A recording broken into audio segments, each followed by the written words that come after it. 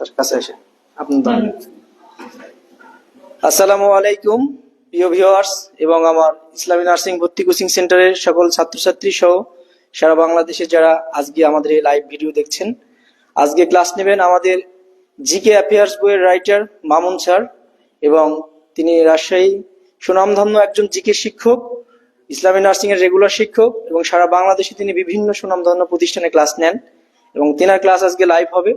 আশা করছি যারা live class দেখবেন আমাদের স্টুডেন্ট সহ সকলকে লাইক কমেন্ট শেয়ার করার জন্য অনুরোধ রইল, এবং ক্লাস কেমন হচ্ছে আপনারা আপনাদের কমেন্টে জানাবেন। আশা করি সবার ক্লাস অনেক ভালো লাগবে।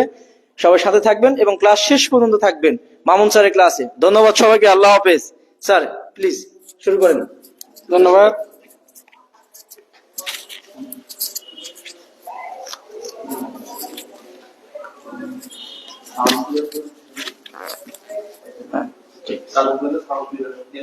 আসসালামু আলাইকুম,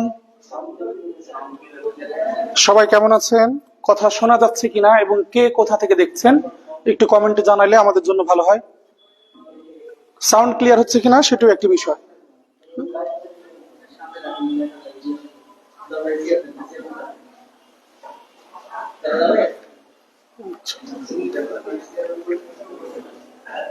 প্রিয় শিক্ষার্থীবৃন্দ, যে যেখান থেকে দেখছেন, অফলাইনে যারা ক্লাস করেছেন তারা তো করেছেন, আবার যাদের সাথে অফলাইনে দেখা হয়নি আজকে হয়তো অনলাইনে প্রথমবার আপনাদের সাথে দেখা হচ্ছে ইসলামী নার্সিং কোচিং এর সৌজন্যে।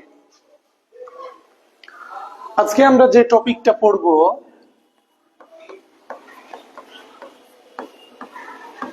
বাংলাদেশ পরিচিতির একটা অংশ। তার আগে আপনাদের বলে নেই, যারা নার্সিং পরীক্ষা দেবেন মার্কস ডিস্ট্রিবিউশনটা নিশ্চয়ই জানেন। যারা ডিপ্লোমায় পরীক্ষা দেবেন তাদের 25 মার্ক মিনিমাম এসে থাকে সাধারণ জ্ঞান থেকে।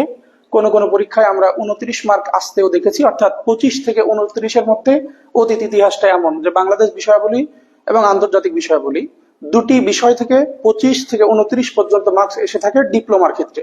আবার বিএসসির ক্ষেত্রে সেটি মিনিমাম 20 সর্বোচ্চ 22 এইভাবে প্রশ্ন ডিস্ট্রিবিউশন হয়ে এসে থাকে। তবে বাংলাদেশ বিষয়াবলী থেকে প্রশ্নের পরিমাণটা সবসময় বেশি। আমরা বিগত দিনের পরীক্ষার বিষয়গুলো যদি বিশ্লেষণ করি তাহলে আমরা দেখতে পাই যে এই 25টি প্রশ্নের মধ্যে 18 থেকে 19টি প্রশ্ন এসেছে বাংলাদেশ বিষয়াবলী থেকে, আর বাকি 5 থেকে সর্বোচ্চ 7টি প্রশ্ন এসেছে আন্তর্জাতিক বিষয়াবলী থেকে। এজন্য আমরা গুরুত্বের বিবেচনায় বাংলাদেশ বিষয়াবলীকে অধিকতর গুরুত্ব প্রদান করব আন্তর্জাতিক অংশের তুলনায়। আবার আন্তর্জাতিক অংশে সাম্প্রতিক যে বিষয়গুলো, যেগুলো খুবই আলোচিত সমালোচিত ঘটনা, সে বিষয়গুলো থেকে কিছু প্রশ্ন পরীক্ষায় আসে। আবার মহাদেশ পরিচিতি, পৃথিবী পরিচিতি বা ভৌগোলিক উপনাম, রাজধানী, মুদ্রা, এই বিষয়গুলো থেকে মাঝে মধ্যে প্রশ্ন এসে থাকে। এখন যেহেতু আজকে অনলাইনে আপনাদের সাথে আমাদের আজকে প্রথম দেখা হচ্ছে সাধারণ জ্ঞানের ক্লাসে ইসলামী নার্সিং কোচিং এর সৌজন্যে, সেক্ষেত্রে আমরা আজকে বাংলাদেশ বিষয়াবলীর গুরুত্বপূর্ণ একটা অংশ যেটিকে বাংলাদেশ পরিচিতি বলে আমরা বলে থাকি, যার মধ্যে অনেকগুলো টপিক পড়ে। তবে প্রতি বছর এই অংশটা থেকে 4 থেকে 5টা প্রশ্ন পরীক্ষায় এসে থাকে। এজন্য গুরুত্বের সাথে আমরা এই অধ্যায়টা পড়লেই আমরা 5টা প্রশ্ন বা 4টা প্রশ্ন যে কটা থাকবে আমরা এখান থেকে কমন পেয়ে যাব। এখন হয় কি, সাধারণত স্টুডেন্টরা যে কোনো পড়া মুখস্থ করতে আগ্রহ প্রকাশ করে, কিন্তু সকল ক্ষেত্রে মুখস্থ ব্যাপারটা সাস্টেনেবল নয়, এটি ভুলে যাওয়ার একটা আশঙ্কা থাকে। এর জন্য আমরা প্র্যাকটিসটা এমন ভাবে করব যে মুখস্থ নয়, আমরা এটা বুঝে পড়ব। একটা বিষয় বুঝে পড়লে হয় কি, এটা লম্বা সময় মাথায় থাকে এবং ভুলে যাওয়ার সম্ভাবনাটাও কম থাকে। এখন আমরা তো এইটা জানি যে বাংলাদেশ নামক রাষ্ট্রটি প্রাচীন কাল থেকেই বাংলাদেশ নামে পরিচিতি ছিল না। এইটা পূর্বে ব্রিটিশদের অধীনে ছিল, ব্রিটিশ শাসন আমলে একটা সময় এই বাংলার মানুষ পার করেছে। এরপরে দেশ ভাগের মধ্য দিয়ে 1947 সালে যখন ভারত এবং পাকিস্তানের বিভক্তি হয়, সেই সময় পাকিস্তানের অধীনে বাংলাদেশ থেকেছে। পরবর্তীতে বিভিন্ন ঘটনা পরিক্রমার ধারাবাহিকতায় 1971 সালে মহান স্বাধীনতা যুদ্ধের মধ্য দিয়ে বাংলাদেশ নামক একটি স্বাধীন রাষ্ট্র পৃথিবীর মানচিত্রে জায়গা করে নিয়েছে। এখন এই বাংলাদেশের শুরুটা থেকে আমরা পড়াটা একটু পড়তে চাচ্ছি। যেমন পরীক্ষায় প্রশ্নটা এভাবে শুরু হয়ে থাকে যে বাংলাদেশের সাংবিধানিক নামটা কি, এ টাইপের একটা কথা পরীক্ষা মাঝে মধ্যে থাকে। আমরা জানি যে বাংলাদেশের সাংবিধানিক নাম গণপ্রজাতন্ত্রী বাংলাদেশ। আবার মাঝে মধ্যে এর ইংরেজি প্রতিশব্দটা কি, এটাও পরীক্ষায় এসে থাকে। তো আমরা যদি এখান থেকে পড়াটা শুরু করি তাহলে কিছু বিষয় যেগুলো প্রশাসনিক স্তরবিন্যাসের মধ্যে পড়ে, সংখ্যাতাত্ত্বিক ব্যাপার, সে বিষয়গুলো আমরা একটু খুঁটিনাটি জেনে নিব। অনেক ক্ষেত্রে হয় কি, আমরা শুধু অল্প দুই এক লাইন জানি, একটু খুঁটিনাটি মানে জানতে গেলে হয়তো কষ্ট হয়, অথবা জানানো হয় না, অথবা স্টুডেন্টের পড়ার প্রতি আগ্রহ কম থাকার কারণে দেখা গেল ওই বিষয়গুলো আমরা জানার চেষ্টা ওইভাবে করি না। কিন্তু আমরা যখন ক্লাসে একটা স্টুডেন্টকে পড়াবো, তাকে আমরা ওইভাবেই গড়ে তুলতে চাই যেভাবে একটা স্টুডেন্ট গড়ে উঠলে পরীক্ষা রুমের যে কোনো প্রতিকূলতা তারা সহজেই অতিক্রম করার যোগ্যতা অর্জন করবে বলে আমরা বিশ্বাস করি। আমরা ওইভাবে আপনাকে দেখাতে চাই। তাহলে আমরা যদি শুরু করি বাংলাদেশের নাম দিয়ে, সাংবিধানিক নাম, তাহলে আমরা বলতে পারি বাংলাদেশের সাংবিধানিক নাম হচ্ছে গণপ্রজাতন্ত্রী বাংলাদেশ। গণপ্রজাতন্ত্রী বাংলাদেশ। এর ইংরেজি প্রতিশব্দটা যদি আমরা বলি, তাহলে পরীক্ষায় যেভাবে থাকে, the people's Republic of Bangladesh. Bangladesh বুঝে ফেলবো আমরা বেডিতে। জাজমেন্টের জায়গাগুলো যদি আমরা দেখি যে আমাদের ভুলটা হয় কোথায়, আমরা কিন্তু পরীক্ষার রুমে প্রশ্ন কমন পাবো না এমন ব্যাপারটা হয় না। প্রশ্ন আমাদের কমন থাকবে ইনশাল্লাহ, এবং শতভাগ প্রশ্ন কমন থাকবে। হয় কি, স্টুডেন্ট পরীক্ষা রুমের অতিরিক্ত চাপের কারণে কিংবা কনফিউশনের কারণে, অথবা অপশনগুলো এমন ভাবে দেয়া থাকে দেখতে অনুরূপ হওয়ার কারণে আমাদের ভুলটা হয়ে থাকে। আমরা ভুল শনাক্তকরণটা যদি আমরা করতে পারি যে কোন কোন জায়গায় স্টুডেন্ট ভুল করে, ওই জায়গাগুলো মাথায় রাখতে পারলেই আশা করি আমরা আশানুরূপ ফলাফল পেয়ে যাব।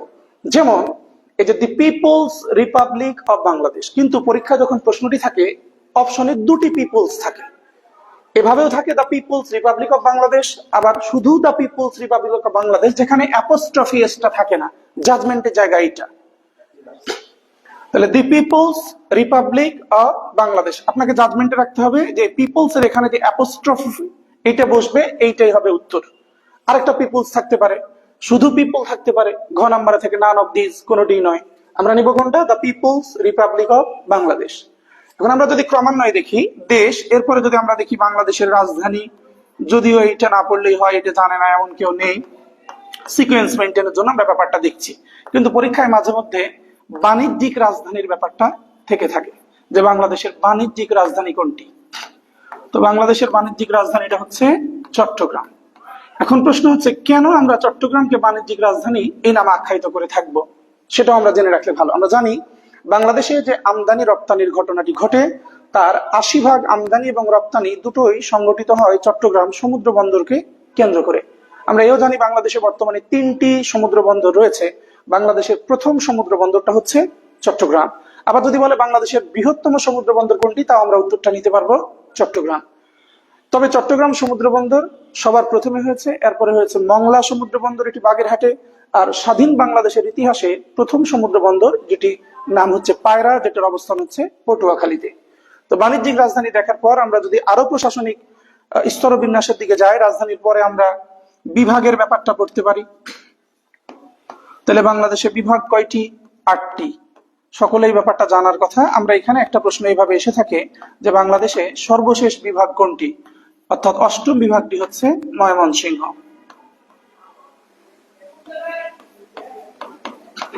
আচ্ছা, আমরা যদি আরো জানতে চাই যে স্বাধীনতা লাভকালে বিভাগ কয়টা ছিল, আপনাদের আমরা আগেই বলে রাখি বাংলাদেশে একই সময়ে বিভাগ হয়েছে ৩টি। শুরুতে ৩টি বিভাগ ছিল বাংলাদেশে, ঢাকা, চট্টগ্রাম, রাজশাহী। এই ৩ বিভাগ থেকে অল্প একটু অংশ রাজশাহীর কিছু অংশ নিয়ে, আবার ঢাকার কিছু অংশ নিয়ে ওই অংশে খুলনাকে আমরা একটা বিভাগ বানিয়েছিলাম। অর্থাৎ স্বাধীনতা লাভকালে বিভাগ ছিল 4টা। বাংলাদেশ যখন স্বাধীনতা লাভ করে, এই স্বাধীনতা লাভকালে বাংলাদেশে বিভাগ ছিল 4টি। ওটাই ক্রমান্বয়ে বাড়তে বাড়তে বর্তমানে 8টি। আরো 2টি প্রস্তাবিত বিভাগ ছিল, কিন্তু চূড়ান্ত সময়ে এসে সেই বিভাগটি অনুমোদন লাভ না করে আমরা 8টিতেই সীমাবদ্ধ থাকছি। প্রক্রিয়াধীন আরো 2টি বিভাগ ছিল, একটি হচ্ছে ফরিদপুর আর একটি কুমিল্লা। বিশেষ কারণে সেটি এখনো হয়নি, পরে হলে আমরা সেটা অ্যাড করে পড়তে পারবো। বিভাগের পরে যদি আমরা যাই, সিটি কর্পোরেশন নিয়ে আমরা কথা বলতে পারি। বাংলাদেশে বর্তমানে মোট সিটি কর্পোরেশন হচ্ছে 12টি। আমরা সবসময় সর্বশেষ কোনটি এই ব্যাপারটা জেনে রাখলে ভালো, কারণ পরীক্ষায় এমন একটা প্রশ্ন মাঝে মধ্যে এসে থাকে। সর্বশেষ সিটি কর্পোরেশনের মর্যাদা লাভকারী জায়গাটাও হচ্ছে ময়মনসিংহ। আবার দেখেন, এই বিভাগের পরে যদি আমরা যাই তাহলে আমরা জেলা নিয়ে কথা বলতে পারি। বাংলাদেশে বর্তমানে জেলার সংখ্যা 64, এটা আমরা সবাই জানি, কিন্তু আমরা আরেকটু জেনে রাখবো স্বাধীনতা লাভকালে বাংলাদেশে জেলা ছিল কতটি। স্বাধীনতা লাভকালে বাংলাদেশে জেলার সংখ্যা ছিল 19টি।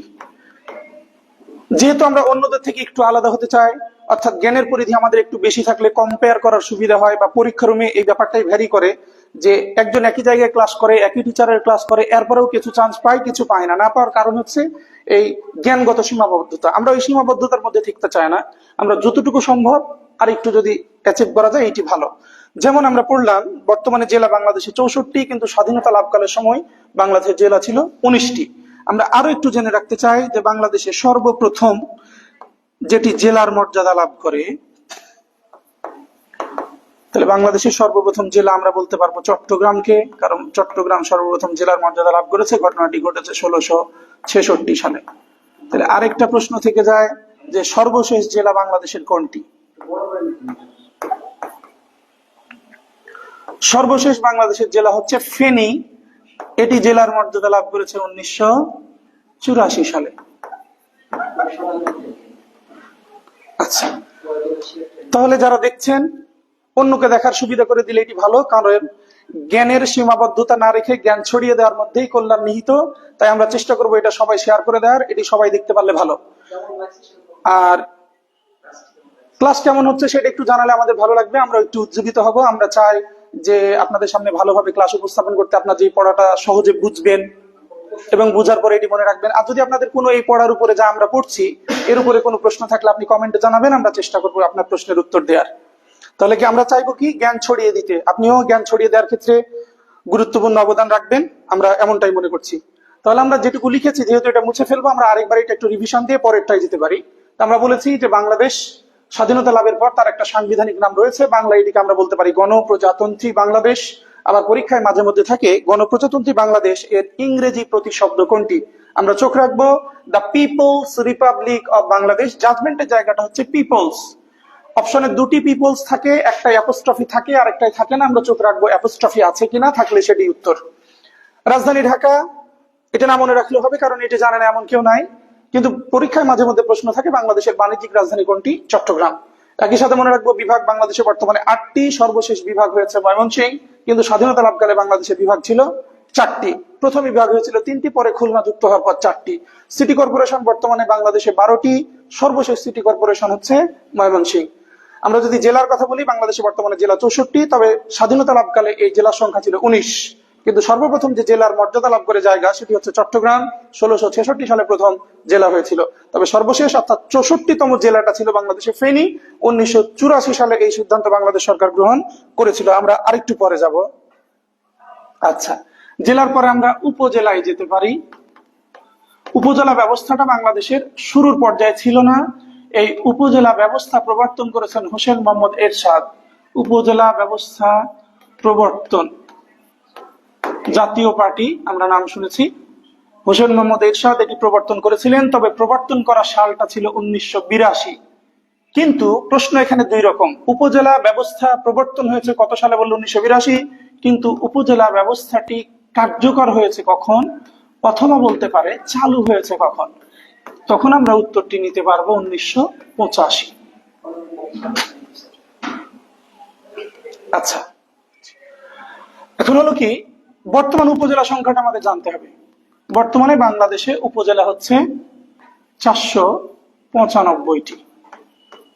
যদিও একই দিনে 3টা হয়েছে, 92 থেকে বেড়ে 95, এরপরও আমরা সর্বশেষ যদি কখনো পরীক্ষায় আসে যে বাংলাদেশের সর্বশেষ উপজেলা কোনটি, আমরা যে উত্তরটা নিতে পারবো সেটি হচ্ছে ঈদগাঁও।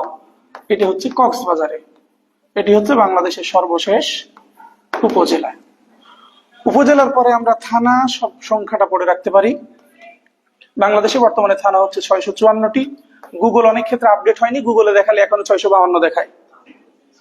আচ্ছা, তাহলে হচ্ছে কি 654, আগে ছিল কত? 652। কোন দুটো বাড়লো? পদ্মা সেতু নির্মাণের পর পদ্মা সেতুর দুই প্রান্তে দুটি থানা হওয়ার কারণে বর্তমানে থানা সংখ্যাটা হচ্ছে 654টি। আচ্ছা, কালি দেখতে হয়তো অনেকের প্রবলেম হচ্ছে, আমরা কালিটা চেঞ্জ করতে পারি কিনা। সাদা কালিতে বোঝা যায় নাকি, এবার একটু দেখা যাক। থানার পরে আমরা পৌরসভায় যেতে পারি, যে বাংলাদেশে বর্তমানে পৌরসভা কতটি। পৌরসভা প্রথম হয়েছিল ঢাকা, এটি অনেক আগের ঘটনা, 1864 সালে। তবে পৌরসভা বিলটি পাশ হয়েছে 77 সালে, 1977 সালে। এরপর থেকে পৌরসভার ব্যাপারটা রয়েছে। বর্তমানে বাংলাদেশে পৌরসভা হচ্ছে 330টি। আমরা সর্বশেষটা জেনে রাখবো, যে সর্বশেষ পৌরসভা হচ্ছে শ্যামনগর। এই শ্যামনগর জায়গাটা হচ্ছে সাতক্ষীরা জেলায়।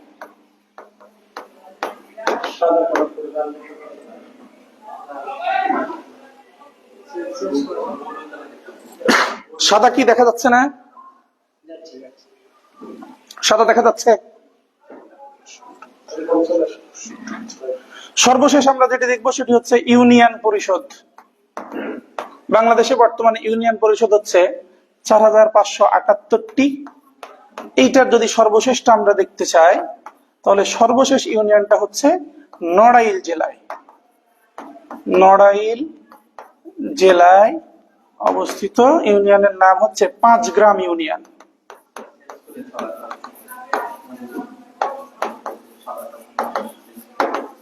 সাদাটাতে মনে হয় আরো দেখা যাচ্ছে না। আচ্ছা, তাহলে সাদাটাই যেহেতু দেখা যাচ্ছে না, আমরা কালারটা আরেকবার চেঞ্জ করবো, কিন্তু একটু বলে নেই। আমরা বললাম বাংলাদেশে উপজেলা ব্যবস্থা প্রথম প্রবর্তন করেছেন হুসাইন মোহাম্মদ এরশাদ, জাতীয় পার্টির প্রতিষ্ঠাতা। তিনি এটি প্রবর্তন করেছিলেন 1982 সালে, তবে এটি কার্যকর বা চালু হয়েছে 1985 সালে। বর্তমানে বাংলাদেশে 495টি উপজেলা রয়েছে। সর্বশেষ উপজেলার নাম হচ্ছে ঈদগাঁও, এটির অবস্থান হচ্ছে কক্সবাজারে। থানার কথা যদি বলি, বর্তমানে থানা হচ্ছে 654টি। সর্বশেষ আমরা বলি, কারণ একই সাথে দুইটা হয়েছে পদ্মা সেতু উদ্বোধনের পর, একটি পদ্মা সেতুর এক প্রান্তে আর একটি অপর প্রান্তে। পৌরসভা প্রথম বাংলাদেশের যেটি সেটি ঢাকা, 1864 সালে এটি প্রতিষ্ঠিত হয়। তবে বর্তমানে পৌরসভার পরিমাণ 330টি বা সংখ্যাটা 330টি। সর্বশেষটার নাম হচ্ছে শ্যামনগর, এটি সাতক্ষীরা জেলায়। ইউনিয়ন বাংলাদেশে বর্তমানে 4578টি। সর্বশেষটা হচ্ছে নড়াইল জেলার কালিয়া উপজেলার আমরা পাঁচগ্রাম ইউনিয়নের নামটি লিখেছি। আরো বড় করে লিখতে হবে না?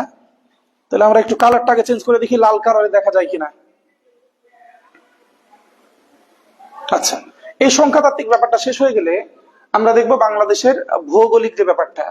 তো ভৌগোলিক বিষয়টা দেখলে আমরা প্রথমে দেখে নেবো যে বাংলাদেশের উপর দিয়ে যে রেখা অতিক্রম করেছে বা কয়টি রেখা অতিক্রম করেছে, কোন কোন অঞ্চল দিয়ে অতিক্রম করলো, সেই ব্যাপারটা। তাহলে এখানে আমরা যদি লিখি, তাহলে প্রথমেই যে ব্যাপারটা জানবো আমরা,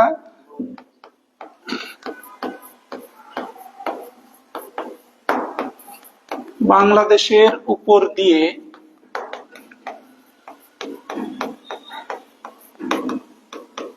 ভৌগোলিক রেখা অতিক্রম করেছে দুইটি। বাংলাদেশের উপর দিয়ে দুইটি ভৌগোলিক রেখা অতিক্রম করেছে। এর মধ্যে আমরা একটা নাম জানি, কর্কট ক্রান্তি রেখা। কর্কট ক্রান্তি রেখা। আচ্ছা, এই রেখার আবার আরেকটা নাম আছে, আগেই বলেছি আমরা অন্যদের থেকে একটু অ্যাডভান্স হতে চাই, সবই জেনে ফেলবো। কর্কট ক্রান্তি রেখার আরেক নাম ট্রপিক অফ ক্যান্সার, এইটা একটা কথা। আবার এরকম প্রশ্ন জানতে চাওয়া হয় যে কর্কট ক্রান্তি রেখার মান কত ডিগ্রি? 23.5 ডিগ্রি উত্তর। এই রেখাটাকে বলে কর্কট ক্রান্তি রেখা। আবার আরেকটা প্রশ্ন হয়, বাংলাদেশের কতটি জেলার উপর দিয়ে কর্কট ক্রান্তি রেখা অতিক্রম করেছে? 11টি জেলার উপর দিয়ে এই রেখাটা অতিক্রম করেছে।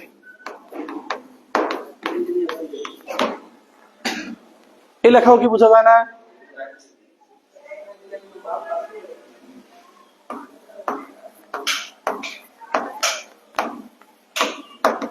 এইটা গেল একটা ব্যাপার।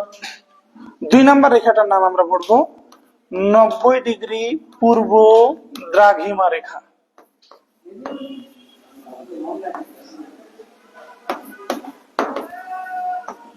আচ্ছা,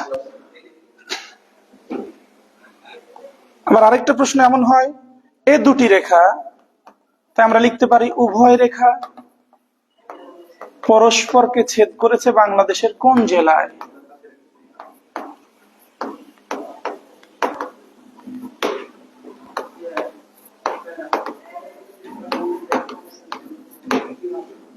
জেলাটির নাম হচ্ছে ফরিদপুর।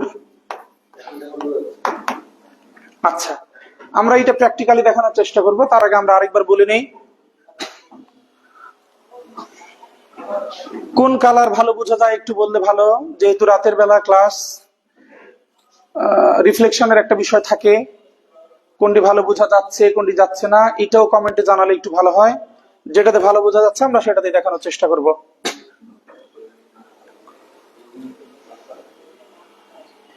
তাহলে আমরা আরেকবার বলি, দেখেন প্রশ্নটা এরকম, আমরা প্রশ্ন প্যাটার্নটা জেনে রাখলে ভালো।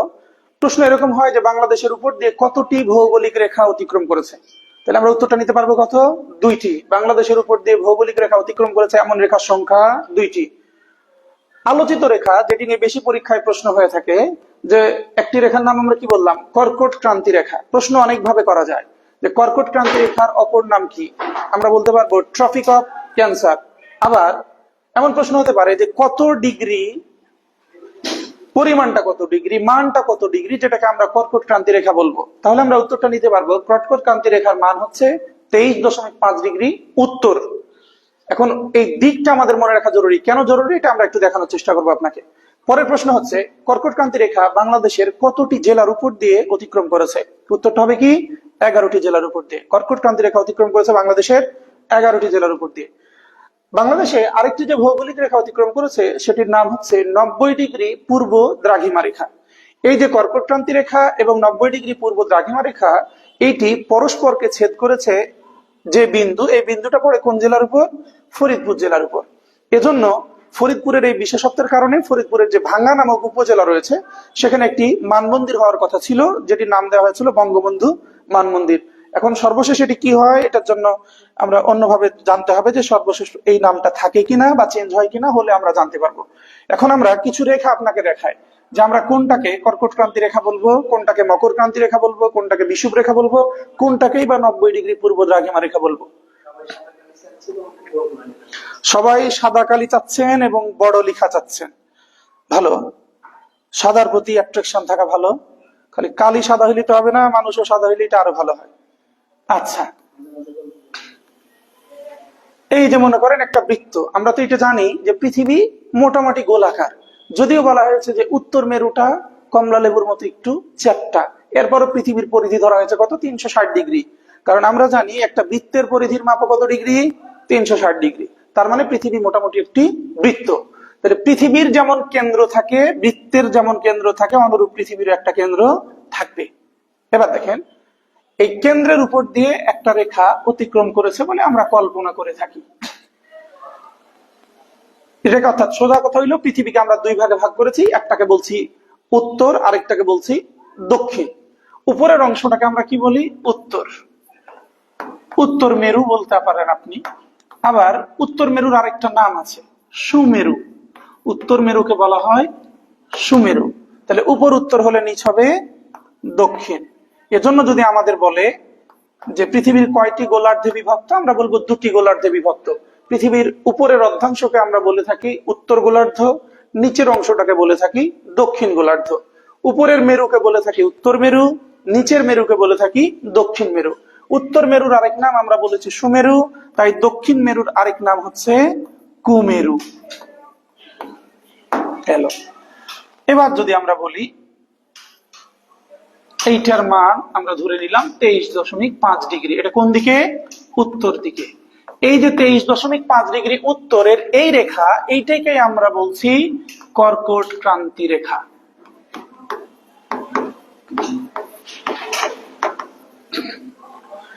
লেখা বারবার বড় করতে বলা হলেও বড় লেখা করা একটু কঠিন হয়ে যাচ্ছে, কারণ রুলস হচ্ছে কি, মানুষ যত বড় হয় লেখা তত ছোট হয়ে যায়। এখন হুট করে ছোট লেখা বড় করাটা বারবার মনে রেখে এটা একটু কঠিন। এরপর আপনারা বলছেন আমরা একটু চেষ্টা করছি, আপনারা এইটা একটু কষ্ট করে অনুধাবন করতে পারলে এটা ভালো। এবার দেখেন, আমরা নিচের দিকেও এরকম একটা রেখা পাবো, কল্পিত রেখা এগুলো। 23.5 ডিগ্রি, এটা কোন দিক? দক্ষিণ। বিষয়টা হলো এটাকে আমরা বলছি মকর ক্রান্তি রেখা। মকর ক্রান্তি। এবার আপনি যেখানে আপনার চোখটাকে ফোকাস করবেন সেটি দেখেন, একই মান 23.5 ডিগ্রি, 23.5 ডিগ্রি। গুরুত্বপূর্ণ বিষয়টি হচ্ছে দিকটা কোন দিক। 23.5 ডিগ্রি উত্তর দিকে হলে এটির নাম হচ্ছে কর্কট ক্রান্তি রেখা, কিন্তু একই মান হওয়া সত্ত্বেও দিক আলাদা হলে, অর্থাৎ দক্ষিণ দিকে হলে এটিকে আমরা বলছি মকর ক্রান্তি রেখা। আর আমরা আগেই বলেছি পৃথিবীর কেন্দ্রের উপর দিয়ে পূর্ব পশ্চিমে যে রেখাটি কল্পনা করা হয়েছে সেটির নাম হচ্ছে বিষুব রেখা। তবে এটার আরো নাম আছে। বিষুব রেখার আরেক নাম নিরক্ষরেখা। এক একজন এক এক ভাবে জানেন, কিন্তু এখন আপনি দুই ভাবে জানবেন। বিষুব রেখাও বলতে পারেন, নিরক্ষরেখাও বলতে পারেন। আরেকটি নাম আছে মহাবৃত্ত রেখা। এতগুলো নামে ডাকা যেতে পারে। একই সাথে মনে রাখবো এই বিষুব রেখার মান কত ডিগ্রি ধরা হয়? 0 ডিগ্রি। তাহলে এখান থেকে আপনি যা যা দেখছেন, তাহলে পৃথিবী কয়টা গোলার্ধে বিভক্ত? 2টা গোলার্ধে। একটি হচ্ছে উত্তর মেরু, আরেকটি উত্তর গোলার্ধ, আরেকটি দক্ষিণ গোলার্ধ। আমরা যদি মেরুর কথা বলি তাও এটিকে আমরা দুই ভাবে বলতে পারি। উপরের অংশকে বলছি উত্তর মেরু, নিচের অংশকে বলছি দক্ষিণ মেরু। উত্তর মেরুর আরেক নাম কি? সুমেরু। অনুরূপ দক্ষিণ মেরুর আরেক নাম কুমেরু। আমরা যেটা জানতে চেয়েছি, ভৌগোলিক রেখা বাংলাদেশের উপর দিয়ে যেটা গেছে সেটি হচ্ছে কর্কট ক্রান্তি রেখা। আচ্ছা, তাহলে এই জায়গা থেকে দেখেন তো, সবকিছু পড়েই মুখস্থ করে আপনাকে উত্তর রাখতে হবে ব্যাপারটি এমন নয়। কিছু উত্তর আপনি আপনার মেধার ব্যবহার করেও করতে পারবেন। যেমন, তাহলে আমরা পেলাম বাংলাদেশের উপর দিয়ে যাওয়া রেখাটার নাম হচ্ছে কর্কট ক্রান্তি রেখা, যা পৃথিবীর কোন গোলার্ধে? উত্তর গোলার্ধে। তাহলে আপনাকে যদি প্রশ্ন করে বাংলাদেশ পৃথিবীর কোন গোলার্ধে অবস্থিত, আমরা উত্তরটা কি নিতে পারবো? উত্তর গোলার্ধে নিতে পারবো। তাহলে বাংলাদেশের অবস্থান পৃথিবীর উত্তর গোলার্ধে। তো এই যে কর্কট ক্রান্তি রেখা আর এই যে মনে করেন 90 ডিগ্রি পূর্ব দ্রাঘিমা রেখা, এই যে ছেদ বিন্দু, এই ছেদ বিন্দুতে অবস্থানটা কার? ফরিদপুরের। এজন্য আমরা বললাম বাংলাদেশে দুটি যে ভৌগোলিক রেখা অতিক্রম করেছে, এই দুই ভৌগোলিক রেখা পরস্পরকে ছেদ করেছে কোন জেলার উপর? ফরিদপুর জেলার উপর। আচ্ছা, তাহলে প্রশ্নটা আমরা আরেকবার যদি বলে ফেলি, তাহলে পৃথিবীর পরিধি কত ডিগ্রি? 360 ডিগ্রি। একই সাথে আমরা জেনে রাখবো এই যে পৃথিবী, এই পৃথিবীর মানচিত্র প্রথম কারা অঙ্কন করেছে?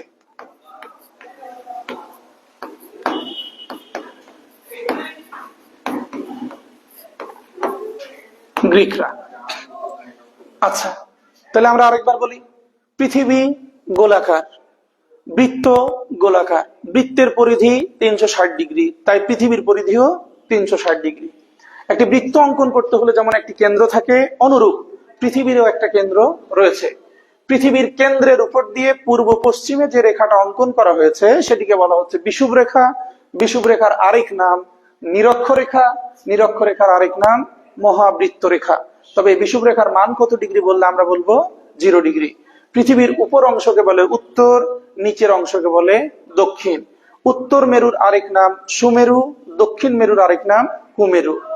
23.5 ডিগ্রি উত্তর, এইটাকে বলে কর্কট ক্রান্তি রেখা। একই মান দক্ষিণ দিকে হলে সেটিকে বলে মকর ক্রান্তি রেখা। বাংলাদেশের উপর দিয়ে যে রেখাটি গেছে সেটির নাম কর্কট ক্রান্তি রেখা। কর্কট ক্রান্তি রেখা বাংলাদেশের কতটি জেলাকে অতিক্রম করেছে বললে আমরা উত্তরটা নিতে পারবো? 11টি জেলাকে। আবার বাংলাদেশের উপর দিয়ে আরেকটি যে ভৌগোলিক রেখা গেছে সেটির নাম 90 ডিগ্রি পূর্ব দ্রাঘিমা রেখা। তাহলে কর্কট ক্রান্তি রেখা এবং 90 ডিগ্রি পূর্ব দ্রাঘিমা রেখা, এই দুটি রেখা পরস্পরকে ছেদ করেছে কোন জেলায়? ফরিদপুর জেলায়। তাই ফরিদপুর জেলার ভাঙ্গা নামক উপজেলায় যেটি নির্মাণ হবে সেটির নামকরণ করা হয়েছিল বঙ্গবন্ধু মান মন্দির। বঙ্গবন্ধু মান মন্দির। আবার অনেকে মনে করতে পারেন মন্দির বলতে তো আপনি হিন্দুদের ধর্মীয় স্থান বুঝে থাকেন, তবে এই মান মন্দিরের সাথে হিন্দুদের ধর্মীয় মন্দিরের কোনো ব্যাপার স্যাপার নেই। যেমন আপনি গ্রিনিচ মান টাইম বা গ্রিনিচ মান মন্দিরের কথা শুনেছেন। গ্রিনিচ মান টাইম অর্থাৎ গ্রিনিচ নামে যে শহরটার কথা আমরা বলছি, যেটা সময়কে পৃথিবীর আদর্শ সময় বলে অভিহিত করা হয় এবং তার সাথে কম্পেয়ার করে অন্যান্য দেশের সময়ের পার্থক্য কতটুকু সেটি জাস্টিফাই করা হয়। যেমন গ্রিনিচ মান সময়ের তুলনায় বাংলাদেশের সময় 6 ঘন্টা আগে, অর্থাৎ প্লাস 6 ঘন্টা দিয়ে আমরা হিসাবটা করি। ওই যে মান মন্দির, এই টাইপের মান মন্দিরের কথা আমরা বলেছি ফরিদপুর মান মন্দিরে। আরেকটি বিষয় আপনাকে বলে রাখি, তো এই যে 90 ডিগ্রি পূর্ব দ্রাঘিমা রেখা আর হচ্ছে কর্কট ক্রান্তি রেখা, এই টাইপের যে বিভাজন, এই যে ছেদবিন্দু, এরকম ছেদবিন্দু পুরো পৃথিবীতে আমরা 3টা পাবো।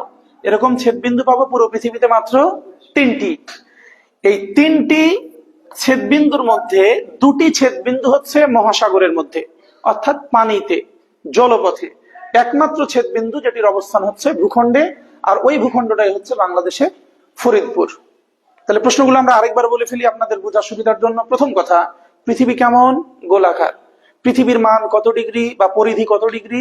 360 ডিগ্রি। পৃথিবী কয়টি গোলার্ধে বিভক্ত? 2টি। একটি উত্তর গোলার্ধ আর একটি দক্ষিণ গোলার্ধ। পৃথিবীর মেরু কয়টি? দুইটি, উত্তর মেরু, দক্ষিণ মেরু। উত্তর মেরুর আরেক নাম কি? সুমেরু। দক্ষিণ মেরুর আরেক নাম কুমেরু। 23.5 ডিগ্রি উত্তর, এই রেখাটাকে আমরা বলবো কর্কট ক্রান্তি রেখা। একই মান 23.5 ডিগ্রি, তবে এটি দক্ষিণ, তাই এটির নাম মকর ক্রান্তি রেখা। তো এই রেখাগুলোর মধ্যে বাংলাদেশের উপর দিয়ে অতিক্রমকারী রেখাটার নাম কি? কর্কট ক্রান্তি রেখা। একই সাথে পড়বো, কর্কট ক্রান্তি রেখা বাংলাদেশের কতটি জেলার উপর দিয়ে অতিক্রম করেছে? আমরা বলবো 11টি জেলার উপর দিয়ে অতিক্রম করেছে। আবার বাংলাদেশের উপর দিয়ে কয়টি ভৌগোলিক রেখা অতিক্রম করেছে? দুইটি, একটি কর্কট ক্রান্তি রেখা, আরেকটি 90 ডিগ্রি পূর্ব দ্রাঘিমা রেখা। উভয় রেখা পরস্পরকে ছেদ করেছে বাংলাদেশের কোন জেলায়? আমরা বলবো ফরিদপুর জেলায়। আর পৃথিবীর কেন্দ্রের উপর দিয়ে পূর্ব পশ্চিমে যে রেখাটা অতিক্রম করেছে সেটিকে আমরা বলছি বিষুব রেখা। বিষুব রেখার আরেক নাম নিরক্ষ রেখা, আরেক নাম মহাবৃত্ত রেখা। তাই বিষুব রেখা বলুক, নিরক্ষ রেখা বলুক, মহাবৃত্ত রেখা বলুক, মান কত ডিগ্রি? 0 ডিগ্রি। আশা করি ব্যাপারটি বুঝছেন। না বুঝলে আপনি কমেন্টে বলবেন, আমরা আরো বলবো। আমরা চাচ্ছি আপনি যে কোনো ভাবে পড়াটা বুঝলেই হয়। আচ্ছা, এখন আমরা আপনাকে যে জিনিসটি দেখাতে চাই, আমরা তো এইটা জানি যে আমাদের প্রতিবেশী দেশ দুইটা, আমাদের প্রতিবেশী দেশ দুইটা। আচ্ছা, এই বাংলাদেশের প্রতিবেশী দুইটি। বড় প্রতিবেশীটি হচ্ছে ভারত, যা প্রায় বাংলাদেশের 3 দিক জুড়ে রয়েছে। আর একটা কর্নারে আমরা আরেকটা দেশকে পাবো প্রতিবেশী হিসাবে, সেটি হচ্ছে মায়ানমার। সাধারণত ভারত সম্পর্কে আমরা অনেক কিছুই জানি, আবার দেখা গেল অনেকে মায়ানমার সম্পর্কে তেমন কিছু জানি না। অর্থাৎ এখানেও একটা বৈষম্যের ঘটনা ঘটেছে, যে দুটো প্রতিবেশী, একটি সম্পর্কে আপনি বেশি জেনে ফেলেছেন, আরেকটা সম্পর্কে তেমন কিছু জানতে পারেননি। অর্থাৎ প্রতিবেশীদের ক্ষেত্রেও আমরা ইনজাস্টিস করেছি, বৈষম্যটা এখানেও হয়েছে। তাই মানুষ হিসাবে যে আমরা খুব ভালো, এটা বলা কঠিন। আচ্ছা, এই যে ভারত, কয়েকটা বিষয় তো আমরা জানবো, যে ভারতের রাজধানীর নামটা কি। এটা জানে না এমন লোক খুঁজে পাওয়া কঠিন হবে। তারপর আমরা দেখছি ভারতের রাজধানীর নাম হচ্ছে নয়া দিল্লি। আচ্ছা, আমরা আরো পড়বো ভারতের সীমান্তরক্ষী বাহিনীর নাম কি। ভারতের সীমান্তরক্ষী বাহিনী হচ্ছে BSF। নামটা মনে রাখা এমনি উচিত ছিল, অথবা ভারত নিজেই আপনার মনে রাখার জন্য বেশ কিছু কাজ মাঝে মধ্যে তারা করে থাকে। সীমান্তে গুলির ঘটনাটা বাংলাদেশে প্রায় নিত্যদিন ঘটে থাকে BSF কর্তৃক, অন্তত এই কারণে হলেও নামটা মনে রাখেন যদি। তাহলে এই BSF এর আবার একটা পূর্ণরূপ আছে, border security force. Border security force. বাংলাদেশেরও একটা সীমান্তরক্ষী বাহিনী রয়েছে, আমরা সবাই জানি, সেটির নাম হচ্ছে BGB, বর্ডার গার্ড বাংলাদেশ। আবার একটা অপশন থাকে বাংলাদেশ বর্ডার গার্ড, সেখানে কিন্তু কনফিউশন তৈরি হয়, আপনার ভুল হওয়ার পসিবিলিটি অনেক আবার বেশি থাকে। তাহলে আমরা আগে কি বলবো? আগে বলবো বর্ডার গার্ড, বাংলাদেশটা শেষে, বর্ডার গার্ড বাংলাদেশ। ভারতের সীমান্তরক্ষী বাহিনী BSF, border security force, border security force. আমরা মায়ানমারের রাজধানী পড়বো। মায়ানমারের রাজধানী হচ্ছে নাইপিদো। অনেকেই জানি না, যারা জানেন ধন্যবাদ, আর যারা জানেন না আজকে জেনে ফেলেন, কারণ প্রতিবেশী মাত্র দুটা, এর মধ্যে ইনজাস্টিস করলে মানুষ হিসাবে ব্যাপারটা খুব ভালো দেখায় না। তাহলে মায়ানমারের রাজধানীর নাম হচ্ছে নাইপিদো। মায়ানমারের সীমান্তরক্ষী বাহিনীর নাম পূর্বে ছিল নাসাকা, কিন্তু বর্তমানে তারা বাংলাদেশকে অনুসরণ করে নাম রাখছে BGP, border guard police. Border guard police, এটা হচ্ছে মায়ানমারের সীমান্তরক্ষী বাহিনী। আচ্ছা, এখন এই যে দুইটা প্রতিবেশী, এখানে যদি আমরা দেখি আরেকটা বিষয় পরীক্ষায় যেটা থাকে, এটা আমরা পড়লাম যে বাংলাদেশে বর্তমানে মোট জেলা 64টি। বাংলাদেশে বর্তমানে মোট জেলা 64। এখন এই 64টা জেলার মধ্যে সীমানায় অবস্থিত জেলা হচ্ছে 32টা। অর্থাৎ প্রশ্ন থাকে এমন যে বাংলাদেশে সীমান্তবর্তী জেলার সংখ্যা কত? বাংলাদেশে সীমান্তবর্তী জেলার সংখ্যা কত? এই 64টার মধ্যে 32টাই জেলা এমন যা সীমানায় অবস্থিত। এখন এই 32টা জেলা কয়টা দেশের সাথে আমরা পাবো? 2টা দেশের সাথে, কারণ আমাদের প্রতিবেশী কয়টা? 2টা। এই 2 প্রতিবেশীর সাথে আমাদের এই 32টি সীমান্তবর্তী জেলার অবস্থান রয়েছে। এখন আমরা জানবো যে কার সাথে কয়টা। এই 32টার মধ্যে ভারতের সাথে সীমান্তবর্তী বা ভারতের সাথে সীমানা রয়েছে এমন জেলা হচ্ছে 30টি। তাহলে আরেকটা দেশ বাকি থাকলো কে? মায়ানমার। পরের প্রশ্ন, মায়ানমারের সাথে বাংলাদেশের সীমানা রয়েছে এমন জেলার সংখ্যা কত? উত্তরটা হচ্ছে 3টি। অনেকের কনফিউশন তৈরি হতে পারে যে মোট জেলা হইল 32টি সীমান্তবর্তী, এর মধ্যে 30টি ভারতের সাথে, মায়ানমারের সাথে 3টি, তাহলে 30 আর 3 কি করে 32 হলো? আবার অনেকে উত্তর দিতে পারেন, মাঝে মাঝে এরকম প্রশ্ন হয় যে 2 আর 2 5 কি করে হয়? আচ্ছা, তাহলে সীমান্তবর্তী জেলা বাংলাদেশে মোট কয়টা? 32টা। এখন আমরা প্রতিবেশী দেশ পেয়েছি কয়টা? 2টা, একটা ভারত আর একটা মায়ানমার। তাহলে এই 32টি জেলা কয়টা দেশের সাথে রয়েছে? আমাদের 2টা দেশের সাথে। এখন হচ্ছে কার সাথে কয়টা? আমরা বললাম কি, ভারতের সাথে বাংলাদেশের সীমান্তবর্তী জেলার সংখ্যা 30, কিন্তু মায়ানমারের সাথে কত? 3। মাঝে মাঝে এমন প্রশ্ন হয় না, 2 আর 2 5 হয় কি করে? আপনারা আবার চালাক মানুষ বলেন কি করে? ভুল করে। কিন্তু এখানে কোনো ভুল টুল নাই। 30 আর 3 32, এটা সঠিক, এটা সঠিক করেই সঠিক 32। তাহলে 30 আর 3 কি করে 32 হলে? একটা প্রশ্ন অনেকের মনে হইতে পারে। এর জন্য আমরা একটা জেলার নাম লিখবো, রাঙামাটি। নাম শুনছি নিশ্চয়, কারণ সেখানে আবার সাজেক ভ্যালি রয়েছে। এমন দুনিয়ায় এমন মানুষ খুঁজে পাওয়া কঠিন, বিশেষ করে বাংলাদেশে, যাক আর না যাক অন্তত নামটা শুনছে সাজেক ভ্যালির। কিভাবে? ফেসবুকের কল্যাণে। কারণ সেখানে কেউ গেলেই তো যাওয়ার আগেই পোস্ট বাড়ি থেকেই যে আমরা কোথায় রওনা দিলাম, সাজেক ভ্যালির উদ্দেশ্যে রওনা দিলাম। যাওয়ার পরে সবচেয়ে বেশি কাজ কি তার? প্রত্যেকটা পদে পদে 2টা করে ছবি তোলা। কারণ সে যে সাজেক ভ্যালিতে গেছে, আমরা কি করে বুঝবো ছবিটা না তুললে? এখন হচ্ছে কি, এই যে ইসলামী নার্সিং কোচিং এর লোকজন যারা, এরাও নাকি সাজেক ভ্যালি ঘুরে টুরে আসলো, কিন্তু ছাত্রদের সাথে ব্যাপারটা শেয়ার করেছে কিনা সেটি একটা ব্যাপার। এখন পরিচালক যারা আছে এরা তো গোপনে মেলা কাজকর্ম করে ফেলে, আমরা পরে জানতে পারি, আগে বলে না। এখন ধারণা আগে বললে আমরা যদি সাথ ধরে ফেলি, পরিচালক হিসাবে তো আবার টাকাটা নাও চাইতে পারে, এজন্য বলেই না। তো যদি বলতো যে টাকা লাগবে চলেন, তাও তো এটা ভালো লাগতো, যে টাকা দিতে পারেনি তাই যাইতে পারেনি, ব্যাপারটা আলাদা। কিন্তু জানতে পারেনি তাই যেতে পারেনি, ব্যাপারটা তো দুঃখজনক। তো যাই হোক, আপনারা যারা ছাত্রছাত্রী আছেন, আমরা ক্লাসে বলেছি যে কি করে আমরা ঘুরবো। আজকেও বলে ফেলি কি করে ঘুরবেন, খালি সবসময় পড়লে হবে না। আচ্ছা, তাহলে ঘোরার ব্যাপারটা বলে ফেলি আগে। নিশ্চয়ই সবার অ্যাট্রাকশন থাকে এটার প্রতি। তো এই ঘোরার বিষয়টা আমরা মেয়েদের নিয়ে বলে থাকি, কারণ এই কারণে ছেলেরা যখন খুশি যেখানে খুশি ঘুরে টুরে আসার একটা সুযোগ পায়। তাদের হারিয়ে যাওয়ার কোনো সম্ভাবনা ওইভাবে কখনো বাংলাদেশের প্রেক্ষাপটে পরিলক্ষিত হয়নি। আবার কোনো ছেলে কারোর সাথে কোথাও গিয়ে হারিয়ে গেছে এমনটাও আমরা খুঁজে পাইনি। প্রবলেমটা কোথায়? প্রবলেমটা হলো মেয়েদের কোথাও যেতে দেওয়া হয় না বিভিন্ন কারণে। মেয়েদের জন্য ঘোরাঘুরিটা একটু টাফ বাংলাদেশের প্রেক্ষাপটে। এখন আমরা যারা ছাত্রছাত্রী আছি ক্লাসে, যারা আমরা বলেছি, তারা তো বলেছি যে কি করে আপনি ঘুরবেন। এখন যাদেরকে বলতে পারিনি, অনলাইনে অন্তত একটা পরামর্শ দিয়ে রাখি যে আপনার ঘোরার উপায়টা কি। আমরা 2টি কারণে, অর্থাৎ মেয়েরা, আমরা বললে আবার ভুল হবে, আমরা বললে আপাতত এখন মেয়েদের বুঝবেন, আমরা কথাটা বলছি মেয়েদের নিয়ে। তো মেয়েরা 2টি কারণে ঘোরার সুযোগটা পায় না, মানে নিষেধাজ্ঞা আসে 2টা জায়গা থেকে। একটা হচ্ছে তার ফ্যামিলি যদি কনজারভেটিভ হয়, তাহলে তার বাইরে ঘোরাঘুরির উপরে একটা নিষেধাজ্ঞা আসে, যে তাকে একদম ডিসিপ্লিনের মধ্যে, একদম ছোট গন্ডি, এইটুকু টু এইটুকু, এর মধ্যে ঘোরাঘুরি করে জীবনটা পার করতে হবে, এমন একটা বিষয় থাকে। আবার আরেকটা নিষেধাজ্ঞা থাকে, ভবিষ্যতে ফ্যামিলি হতে পারে এমন কারো পক্ষ থেকে আবার নিষেধাজ্ঞা এসে থাকে, যেটি আবার বেশি কার্যকর। ফ্যামিলি হয়নি, হতে পারে, একটা সম্ভাবনা দেখা দিয়েছে, তার দেয়া নিষেধাজ্ঞাটা ফ্যামিলি থেকে আবার জটিল। এই 2টি নিষেধাজ্ঞার কারণে আমাদের বাইরে ঘোরাটা, অর্থাৎ মেয়েদের বাইরে ঘোরাটা কঠিন হয়ে পড়ে। তো এই জায়গায় আমি মেয়েদের একটা পরামর্শ দিয়ে রাখি। এখন আপনাদের যদি জিজ্ঞেস করা হয় যে আপনারা কোন সময় ঘুরবেন, তো অনেকে থাকে কি, প্রথমে আপনি বিদেশের কথা বলেন যে আপনি দার্জিলিং ঘুরবেন, আপনি কাশ্মীর যাবেন, নেপাল যাবেন, ভুটান। তবে আমার মনে হয় কি, এই ভণ্ডামিটা বাদ দিয়ে আগে দেশের অভ্যন্তরীণ অংশটা ঘুরে দেখা উচিত।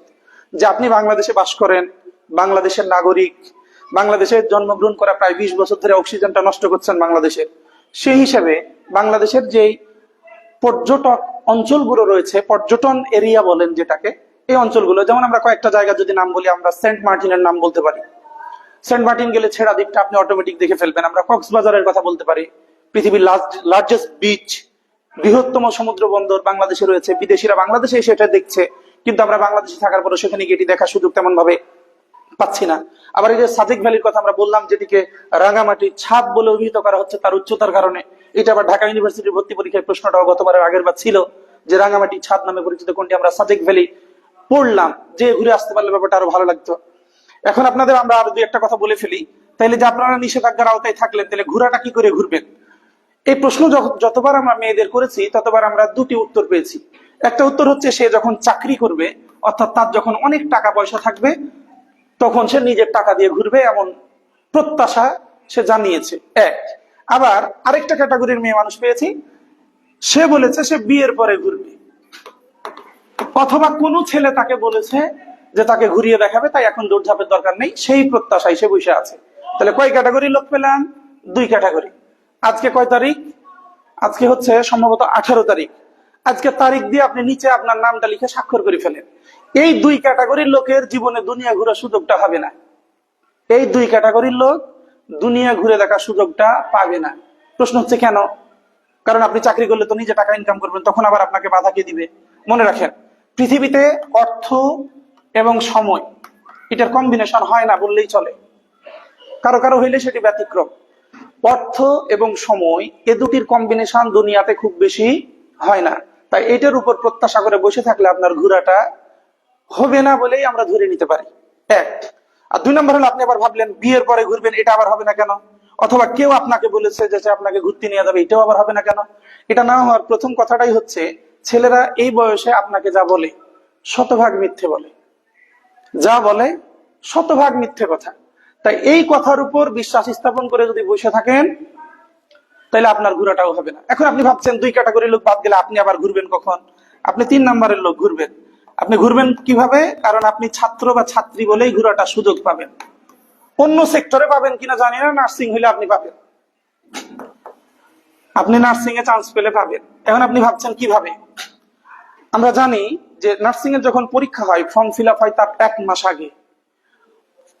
অন্যান্য ক্ষেত্রে কি হয় যে আপনি যখন বিশ্ববিদ্যালয়ে ভর্তি পরীক্ষা দিবেন, এই কয়েকটা ব্যাপার, রাজশাহীতে পরীক্ষা দিলেন, রাজশাহীতে দেখার মতো কোনো কিছুই নাই। ঢাকায় পরীক্ষা দিলেন, বসবাসের পৃথিবীতে যে অনুপযোগী শহরের তালিকা সেটা প্রথম স্থানে ঢাকা, সেখানে বসবাস করাটাই অনুপযোগী, আপনার ভালো লাগবে না। থাকলো চট্টগ্রাম, রাজশাহীর লোক চট্টগ্রাম পরীক্ষায় দিতে যায় না, ঢাকার লোকও খুব বেশি ফেভার করে না, তাহলে ব্যাপারটা হলো না। এখন আপনি পড়বেন কি নার্সিং, আপনার এই সুযোগটা রয়েছে, কারণ পুরো বাংলাদেশ জুড়ে সরকারি নার্সিং প্রতিষ্ঠানগুলো ছড়িয়ে ছিটিয়ে আছে। আপনি ফর্ম ফিল আপের সময় পর্যটন এরিয়াগুলোকে টার্গেট করবেন। আমরা পুরো বাংলাদেশকে 3টা ভাগে ভাগ করব ফর্ম ফিল আপের সময়। ফ্রিতে আপনাকে এই পরামর্শ কেউই দিবে না, তাই ভালো করে এটা খেয়াল করেন, তাইলেই হয়। 1 নম্বর সেক্টরে আমাদের থাকবে, অর্থাৎ প্রথম পছন্দে আমাদের 3টা পছন্দ থাকবে। আমরা চয়েস দিব কক্সবাজার, রাঙ্গামাটি, চট্টগ্রাম। পুরো বাংলাদেশকে 3 ভাগে ভাগ করে একটা ক্যাটাগরি গেল। 2 নম্বরে আমাদের টার্গেট থাকবে সিলেটকে কেন্দ্র করে, সিলেট, সুনামগঞ্জ, মৌলভীবাজার, 3টে চয়েস দিলাম। 3 নম্বরে আমরা চয়েস দিব খুলনাকে কেন্দ্র করে, খুলনা, বাগেরহাট, পটুয়াখালী। এই যে 9টা চয়েস আপনি ভালো মতো দিলেন। আপনার তো পড়ালেখার কারণ থাকতে হবে যে আপনি কেন পড়েন। মানুষ পড়ে বলে আপনি পড়েন, বা পাশের বাড়ির বাচ্চাটা স্কুলে যায় বলে আপনার মা আপনাকে স্কুলে পাঠিয়েছে, এই পড়া দিয়ে আপনার কিছু হবে না। আপনি কেন পড়বেন এইটা আপনার জানা উচিত। আমরা তো অনেক কথা বলি যারা নার্সিং এ পড়ি, যে আমরা পড়তে আসছি কেন? মানব সেবা করবো বলে। এটা দুনিয়ার অন্যতম মিথ্যে কথা, আপনার ওই কথা বলারই দরকার নাই। ওইটা বলবেন কোথায়? ভাইবাতে গিয়ে। মানুষের পড়ালেখার প্রথম কাজটা হচ্ছে সে টাকা ইনকাম করবে, নাম্বার 1, এটা 1 নাম্বার। সে পড়ালেখাটা করে কেন? টাকা ইনকাম করবে বলে। নাম্বার 2, দুনিয়াটা ঘুরে দেখবে বলে। এ দুটোই সম্ভব যদি আপনি নার্সিং এ চান্সটা পান। তাই নার্সিং এ চান্স পেলে 2টি ফিল আপ হবে, অন্যথায় হবে না। এই যে ধরেন আমরা 3 ক্যাটাগরিতে বাংলাদেশটাকে ভাগ করে আমরা চয়েসটা দিলাম। আপনি যদি ভালো পরীক্ষা দিতেন, প্রথম দিকে থাকতেন, তাহলে আপনি ফার্স্ট চয়েস যে জায়গাগুলোতে দিয়েছেন সেখানে ভর্তির সুযোগটা আপনি পাইতেন। তাহলে কক্সবাজারকে কেন্দ্র করে আমরা 5 বছর ধরে বাংলাদেশের ওই অঞ্চলটা ঘুরে দেখা সুযোগ পাবো। মিনিমাম 5টি জেলা, রাঙামাটি, বান্দরবান, খাগড়াছড়ি, কক্সবাজার, চট্টগ্রাম। মনে করেন কোনো কারণে আমাদের প্ল্যান 1টা মানে প্ল্যান এটা কাজ করেনি, আমরা থাকবো প্ল্যান বিতে, যেখানে আমাদের যাত্রা শুরু হবে সিলেটের জাফলং দিয়ে। মৌলভীবাজার পাবেন, শ্রীমঙ্গল, উচ্চতম জলপ্রপাত পাবেন, মাধবকুণ্ড। কেউ ঠেকাবার পারবে না। 3 নাম্বার, উপর 2টা যদি কোনো কাজ না করে, খুলনা, যাত্রা শুরু সুন্দরবন দিয়ে, বাগেরহাট, যাত্রা শেষ হবে পটুয়াখালীর ওই অঞ্চলে, কুয়াকাটা সমুদ্র বন্দর দিয়ে। তো অন্তত ঘোরার প্ল্যানটা করেন আজকে। ঘোরার প্ল্যানের উপর ভিত্তি করেই আজকে পড়ার টেবিলে মনোযোগটা আপনি রাখবেন। এবার মূল কথায় আসি। আমরা মেলা কথা বলে ফেলেছি, আবার পড়াই ফিরছি আমরা। তাহলে আমরা বলেছি বাংলাদেশে মোট জেলার সংখ্যা 64, কিন্তু সীমান্তবর্তী জেলা মোট কতটি বললে? 32টি। এখন এই 32টি জেলা আমরা 2টা ভাগে ভাগ করছি, কারণ কিছু জেলা রয়েছে আমাদের প্রতিবেশী ভারতের সাথে, আবার কয়েকটা জেলা রয়েছে আমাদের আরেক প্রতিবেশী মায়ানমারের সাথে। ভারতের সাথে বাংলাদেশের সীমান্ত লাগোয়া জেলা হচ্ছে 30টি, কিন্তু মায়ানমারের সাথে 3টি। নর্মালি 30 আর 3 যোগ করলে 33 হলেও আমরা মোট জেলা বলেছি কতটি? 32টি। এটার কারণ হচ্ছে রাঙামাটি, একমাত্র জেলা বাংলাদেশের রাঙামাটি, যা উভয় দেশের সীমানায় অবস্থিত। উভয় দেশের সীমানায় অবস্থিত। এটা আমরা আপনাকে আরেকটু বোঝানোর চেষ্টা করবো যাতে আপনার মধ্যে কনফিউশনটা না থাকে। একই সাথে মনে রাখবেন, আয়তনে বাংলাদেশের বৃহত্তম জেলাটা হচ্ছে রাঙামাটি। এটাও একটা প্রশ্ন আপনার পরীক্ষায় এসে থাকে। তাহলে আয়তনে বাংলাদেশের সবচেয়ে বড় জেলা কোনটি? রাঙামাটি। এই জেলার বিশেষত্বটা কি? একমাত্র জেলা।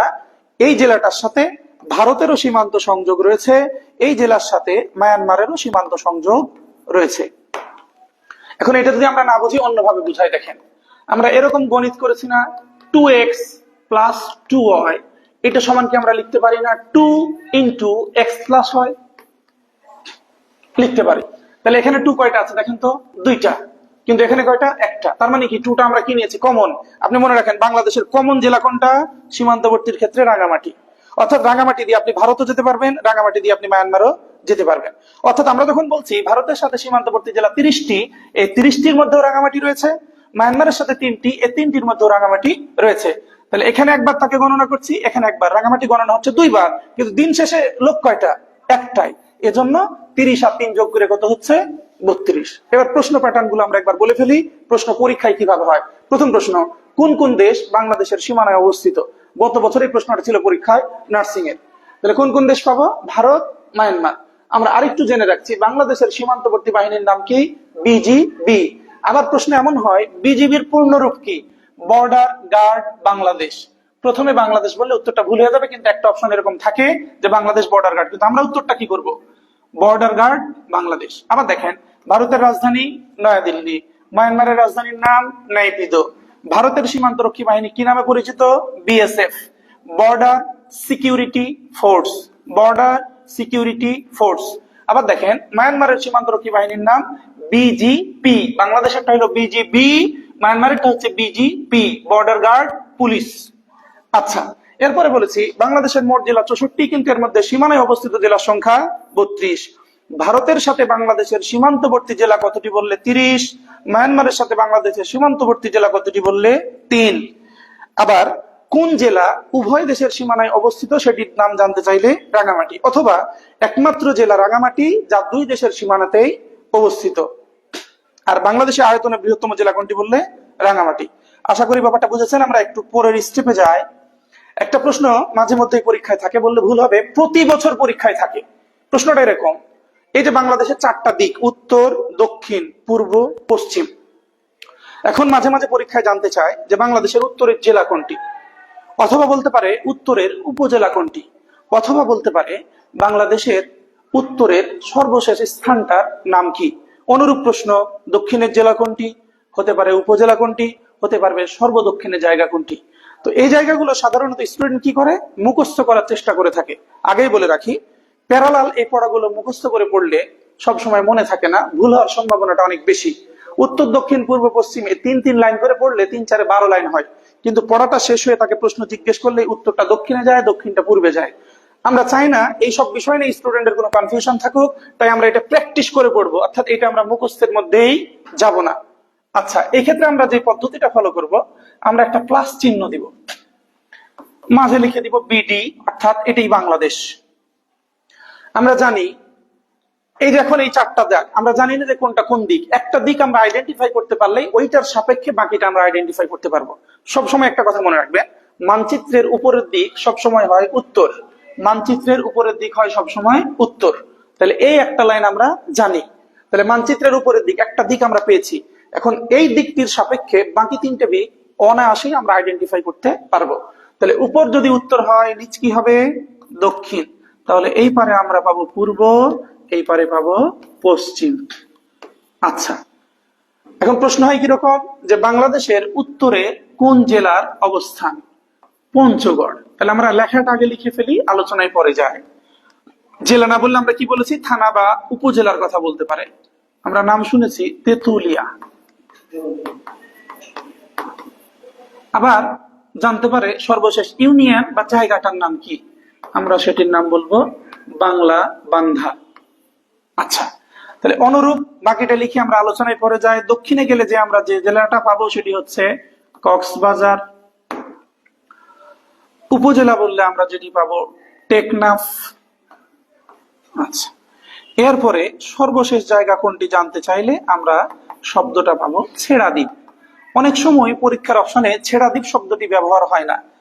যদি ছেড়াদ্বীপ শব্দটা আমরা খুঁজে না পাই, সেক্ষেত্রে আমরা উত্তরটা নিতে পারবো সেন্ট মার্টিন। কেন সেটা আমরা পরে বলছি। পূর্ব দিকে গেলে আমরা যে জেলাটি পাবো সেটি হচ্ছে বান্দরবান।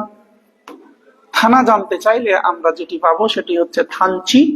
শেষ জায়গা যেটা, সেটার নামটা একটু কঠিন হলেও মনে রাখতে হবে, আখাইন ঠং। আখাইন ঠং।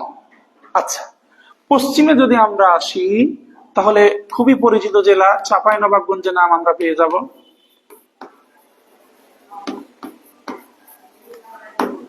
উপজেলা জানতে চাইলে আমরা পাবো শিবগঞ্জ। শেষ জায়গা জানতে চাইলে আমরা পাবো মোনাকষা নামে একটি শব্দ, যা শিবগঞ্জ শহর থেকে পশ্চিম দিকে যেতে হবে প্রায় 7 কিলোমিটার মতো। আচ্ছা, এই যে দেখেন 3টি করে লাইন, জেলা, উপজেলা, স্থান, জেলা, উপজেলা, স্থান, এই টাইপের। প্রতি বছর একটা করে প্রশ্ন নার্সিং এখান থেকে এসেছে, অর্থাৎ এই 6 ইজিক্যাল টু 1 মার্ক কমন। প্রশ্ন ছিল এমন যে বাংলাদেশের সর্ব উত্তরে জেলাটার নাম কি? আমরা কি বলবো? পঞ্চগড়। জেলা না বলে আমাকে যদি বলে বাংলাদেশের উত্তরের উপজেলা কোনটি, তেঁতুলিয়া, সেটি না বলে আমাকে বলতে পারে উত্তরের সর্বশেষ স্থানটার নাম কি, আমরা বলবো বাংলাবান্ধা। দেখেন প্রশ্ন অন্যভাবেও হতে পারে।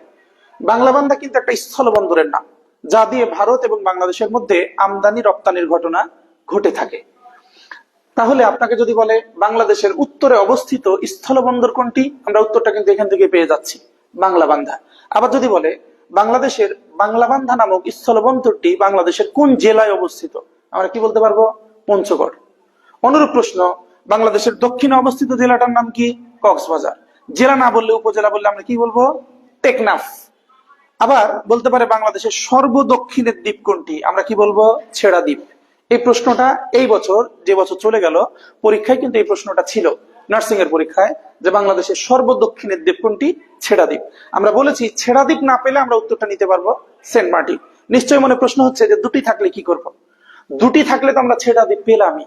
কথা হলো ছেড়া দ্বীপ যদি আমরা না পাই, সেক্ষেত্রে আমরা উত্তরটা নিব সেন্ট মার্টিন।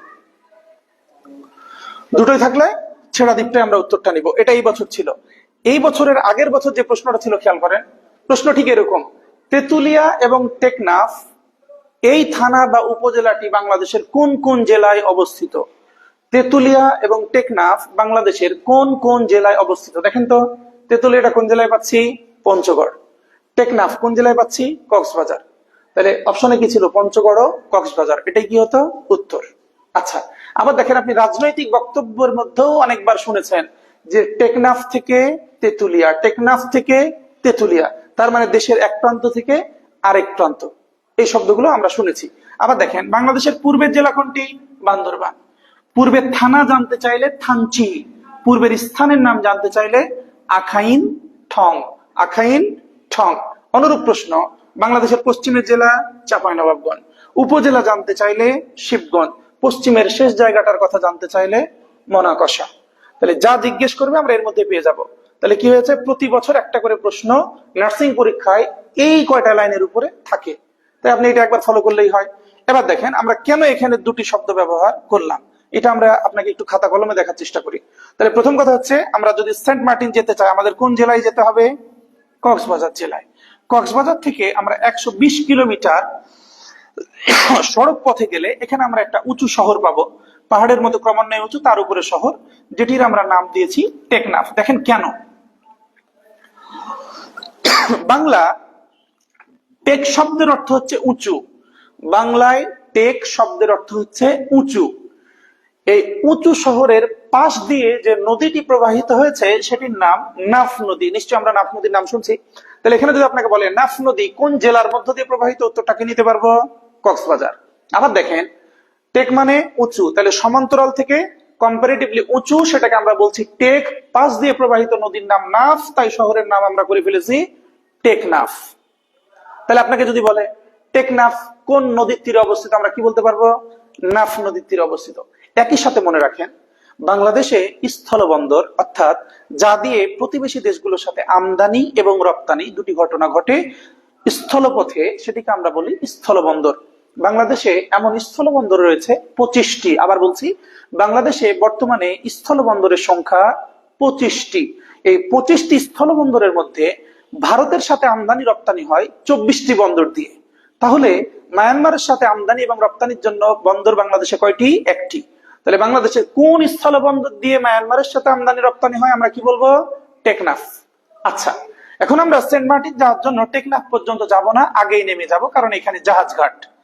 এই জাহাজ ঘাট থেকে আপনাকে পানিপথে প্রায় 42 কিলোমিটার পথ অতিক্রম করে যেতে হবে সেন্ট মার্টিন।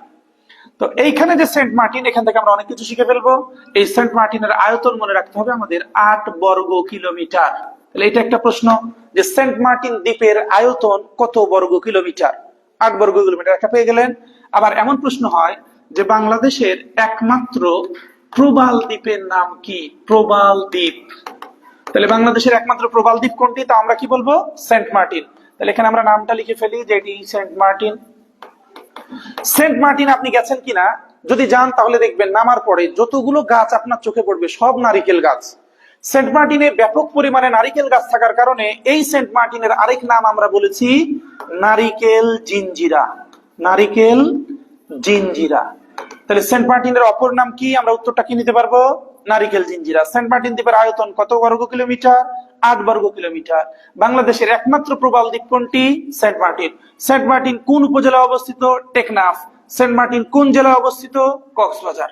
এবার দেখেন সেন্ট মার্টিনের ঠিক এই জায়গাটায় এরকম একটা রাস্তা আছে, তবে এটি জোয়ার থাকার সময় আপনি এটি দেখতে পাবেন না।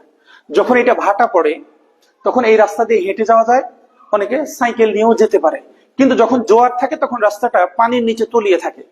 তাহলে এই যে রাস্তার পাশে ঠিক এরকম বিচ্ছিন্ন অবস্থায় খুবই ছোট, মাত্র 3 বর্গ কিলোমিটার আয়তন বিশিষ্ট আরেকটা দ্বীপ আমরা দেখতে পাবো। অর্থাৎ যখন এটুকু জোয়ারে ডুবে থাকে, সেন্ট মার্টিনে দাঁড়িয়ে আরেকটি ভূখণ্ড দেখা যায় যা মনে হবে সেন্ট মার্টিন থেকে বিচ্ছিন্ন হয়ে আছে। এই বিচ্ছিন্ন হয়ে থাকা ভূখণ্ডটাকে অভদ্রভাবে আপনি নাম দিয়েছেন ছেড়া দ্বীপ। এবার দেখেন এই দ্বীপের উপর দাঁড়ালে আপনার দৃষ্টিসীমা যত দূরে যাবে আপনার পানি ছাড়া কিছুই চোখে পড়বে না। এবার আপনি কক্সবাজার থেকে দেখেন তো, আমরা পড়লাম বাংলাদেশের দক্ষিণের জেলা কোনটা? কক্সবাজার। উপজেলা কোনটা? টেকনাফ। এরপরে আমরা বলেছি বাংলাদেশের সর্বদক্ষিণের জায়গা কোনটি? সব দক্ষিণে গিয়ে আমরা কাকে পাচ্ছি? ছেড়া দ্বীপ। আমরা এও বললাম অপশনে ছেড়া দ্বীপ, অর্থাৎ এই অংশটা যদি না থাকে আমরা উত্তরটা কি নিতে পারবো? Saint Martin. তাহলে দেখেন আমরা এখান থেকে কতগুলো পড়া একবারে শিখলাম। অর্থাৎ এটা আমরা বুঝে পড়বো, মুখস্থ করে। মুখস্থ করেই মানুষ ভুলে যাওয়ার জন্য, মানুষ মুখস্থটা করেই সে ভুলে যাবে বলে। তাহলে মুখস্থটা সাস্টেইনেবল নয়। আপনার কি করতে হবে? ব্যাপারটা বুঝে পড়তে হবে। আর একটা পড়া বুঝে পড়লে দেখেন একবারেই কতগুলো পড়া হয়ে যাচ্ছে। তাহলে আমরা আবার যদি একটা প্র্যাকটিস করে ফেলি যে বাংলাদেশের দক্ষিণের জেলাটার নাম কক্সবাজার, দক্ষিণের উপজেলা জানতে চাইলে টেকনাফ। টেকনাফ সমুদ্র বন্দর দিয়ে, টেকনাফ স্থল বন্দর দিয়ে কোন কোন দেশের সাথে আমদানি রপ্তানি হয়? বাংলাদেশ আর মায়ানমারের সাথে। তা আমরা এও বলেছি বাংলাদেশে বর্তমানে মোট স্থলবন্দর 25টি, এর মধ্যে 24টি স্থলবন্দর দিয়ে আমদানি এবং রপ্তানির ঘটনা ঘটে ভারতের সাথে। একমাত্র স্থলবন্দর টেকনাফ যা দিয়ে আমদানি রপ্তানি হয় মায়ানমারের সাথে। আমরা এও বললাম টেকনাফ পার হয়ে গেলে আমরা যে দ্বীপ পাবো বঙ্গোপসাগরের মধ্যে সেটি হচ্ছে সেন্ট মার্টিন দ্বীপ। তাহলে বাংলাদেশের একমাত্র প্রবাল দ্বীপের নাম কি? Saint Martin. আবার যদি বলে বাংলাদেশের একমাত্র প্রবাল দ্বীপ সেন্ট মার্টিন কোন জেলায় অবস্থিত, আমরা বলতে পারবো কক্সবাজার। উপজেলার কথা জানতে চাইলে টেকনাফ। আবার যদি বলে সেন্ট মার্টিনের আয়তন কত বর্গ কিলোমিটার? 8 বর্গ কিলোমিটার। আবার যদি বলে সেন্ট মার্টিন আর কি নামে পরিচিত, আমরা বলতে পারবো নারিকেল জিঞ্জিরা। আমরা বলেছি বাংলাদেশের সর্বদক্ষিণে অবস্থিত জায়গাটার নাম কি? ছেড়া দ্বীপ। সেন্ট মার্টিন থেকে বিচ্ছিন্ন হয়ে আরেকটি যে ভূখণ্ড সেটিকে আমরা বলছি ছেড়া দ্বীপ। এর আয়তন হচ্ছে 3 বর্গ কিলোমিটার। তাহলে আমরা কি দেখে ফেললাম? বাংলাদেশের ভৌগোলিকভাবে উত্তর, দক্ষিণ, পূর্ব, পশ্চিমে যে যে জেলা, উপজেলা এবং স্থানটি রয়েছে সে সম্পর্কে আপনি দেখে ফেলেছেন। এটা আমরা দেশের অভ্যন্তরীণ ব্যাপারটা দেখলাম।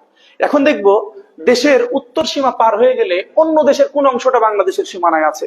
দক্ষিণে কি, পশ্চিমে কি, পূর্বে কি। দেশের অভ্যন্তরে একবার দেখব, দেশের বাইরের একবার দেখব। তাহলে দুই ব্যাপারটাই ক্লিয়ার থাকলো, আপনাকে আর পরীক্ষায় আটকানোর সুযোগটা থাকে না। আচ্ছা, তাহলে দেশের ভিতর শেষ হয়ে গেলে আমরা একইভাবে আরেকটা দাগ দিব। আমরা ধরে নিলাম এটা বাংলাদেশ। আগের মতোই উপরের দিক হবে উত্তর, নিচের দিক দক্ষিণ, এই দিক পূর্ব হলে এই পার পশ্চিম। সোজা কথা, আমরা সোজা করে পড়বো। বাংলাদেশের পশ্চিমে ভারতের যে রাজ্যটির অবস্থান সেটি হচ্ছে পশ্চিমবঙ্গ। তাহলে বাংলাদেশের পশ্চিমে কি? পশ্চিমবঙ্গ। কোনো ঝামেলা নেই, পশ্চিমে পশ্চিমবঙ্গ। পশ্চিমবঙ্গের পরিধি বড় হওয়ার কারণে বাংলাদেশের উত্তর দিকেও পশ্চিমবঙ্গের কিছু অংশ রয়েছে। তবে এখানে আমরা আরো কিছু জায়গা পাবো। আপনার পরিচিত শব্দ আসাম, আমরা পাবো মেঘালয়। পূর্ব দিকে আসলে এই আসামকে আমরা আরেকবার পাবো। আচ্ছা, এরপরে নতুন পাবো ত্রিপুরা,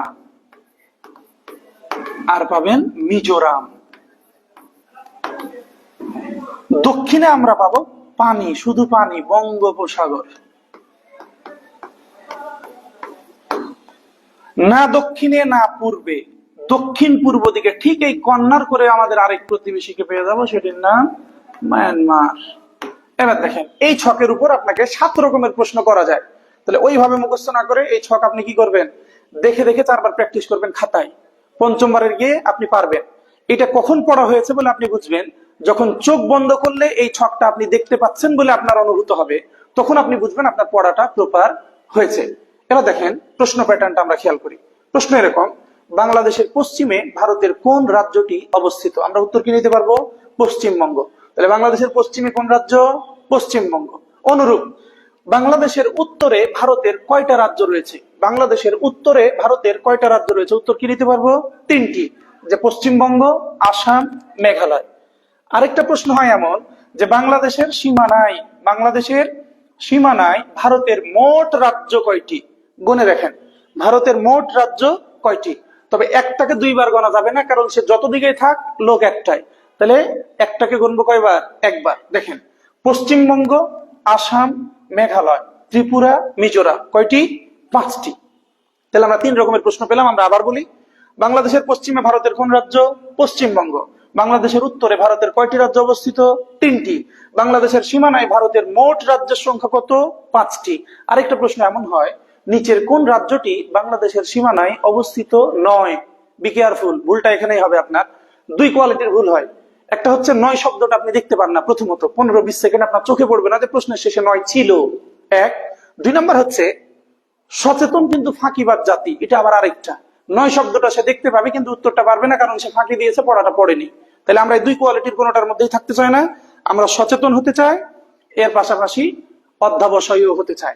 তাহলে দেখেন, যখন আপনাকে বলবে বাংলাদেশের সীমানায় ভারতের কোন রাজ্যটির অবস্থান নেই, এই ক্ষেত্রে আমরা কি করব? এই 5টাকে আমাকে মনে রাখতে হবে। এই 5টার বাইরে অপশনে যেই শব্দটা ব্যবহার হবে সেটাই হবে উত্তর। যেমন ইতিপূর্বে যখন প্রশ্নগুলো এসেছে, অপশন হিসাবে, উত্তর হিসাবে ব্যবহার হয়েছে বেশিরভাগ 2টি শব্দ। একটি হচ্ছে নাগাল্যান্ড। আপনি দেখেন তো এই 5টার মধ্যে কি নাগাল্যান্ড শব্দটি আছে? নেই। আবার মাঝে মধ্যে ব্যবহার হয়েছে কি মণিপুর, এর মধ্যে কি মণিপুর শব্দটি রয়েছে? নাই। মাঝে মধ্যে ব্যবহার হয়েছে কি অরুণাচল, এই শব্দের মধ্যে কি অরুণাচল আছে? নাই। তাহলে কোনটা নাই হিসাবে ব্যবহার হবে এটা তো মনে রাখা কঠিন। এর জন্য আমরা কি করব, এই 5টা যদি আমরা মনে রাখতে পারি তাহলে আর ভুলটা হবে না। যখন নয় বলবে আমরা এই চোখ বন্ধ করে 5টা মনে করব, এই 5টার বাইরে যে শব্দটাই আমরা পাবো সেটি হবে উত্তর। এবার দেখেন, বাংলাদেশের দক্ষিণে কি? বঙ্গোপসাগর। এই পর্যন্ত ঠিক আছে। এখন প্রশ্ন যদি আরেকটু ডিপলি হয়, যে বললো যে বাংলাদেশের পশ্চিমে কি অবস্থিত বা বাংলাদেশের দক্ষিণে কি আছে? বাংলাদেশের দক্ষিণে কি আছে? আমরা তো জানি বঙ্গোপসাগর, কিন্তু অপশনে দেখলাম বঙ্গোপসাগর শব্দটা নাই। অপশনে দেখলাম বঙ্গোপসাগর শব্দটা নেই। সেক্ষেত্রে আমরা কি করব? আমরা বঙ্গোপসাগরের আরেকটু ভিতরে যাব, গেলে ভারতের একটা দ্বীপপুঞ্জ পাবো, যেটির নাম আন্দামান নিকোবর দ্বীপপুঞ্জ। আন্দামান নিকোবর দ্বীপপুঞ্জ। তখন আমরা এইটাতে উত্তরটা দিব। তবে নার্সিং এর ক্ষেত্রে এত গভীরে যায় না, কিন্তু আমরা আগেই বলেছি ইসলামী নার্সিং কোচিং স্টুডেন্টকে এমন ভাবে পড়ানো হয়, পরীক্ষার পরিবেশ যাই হোক, যে কোনো প্রতিকূলতা অতিক্রম করে সে বিজয়ের হাসি এসে আসবে বাইরে। তাই তার প্রিপারেশনটা এমন হবে।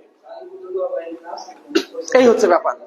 এখন এই যে অনলাইন ক্লাসগুলো আপনার এইভাবে হবে, বাইরে থেকে যারা যোগাযোগ করছেন, এখানে বগুড়া শাখা থেকে শুরু করে আরো বিভিন্ন জায়গায় যে শাখাগুলো আছে, ভবিষ্যতে হবে, সে জায়গাগুলো এইভাবেই আপনারা ক্লাসগুলো করতে পারবেন।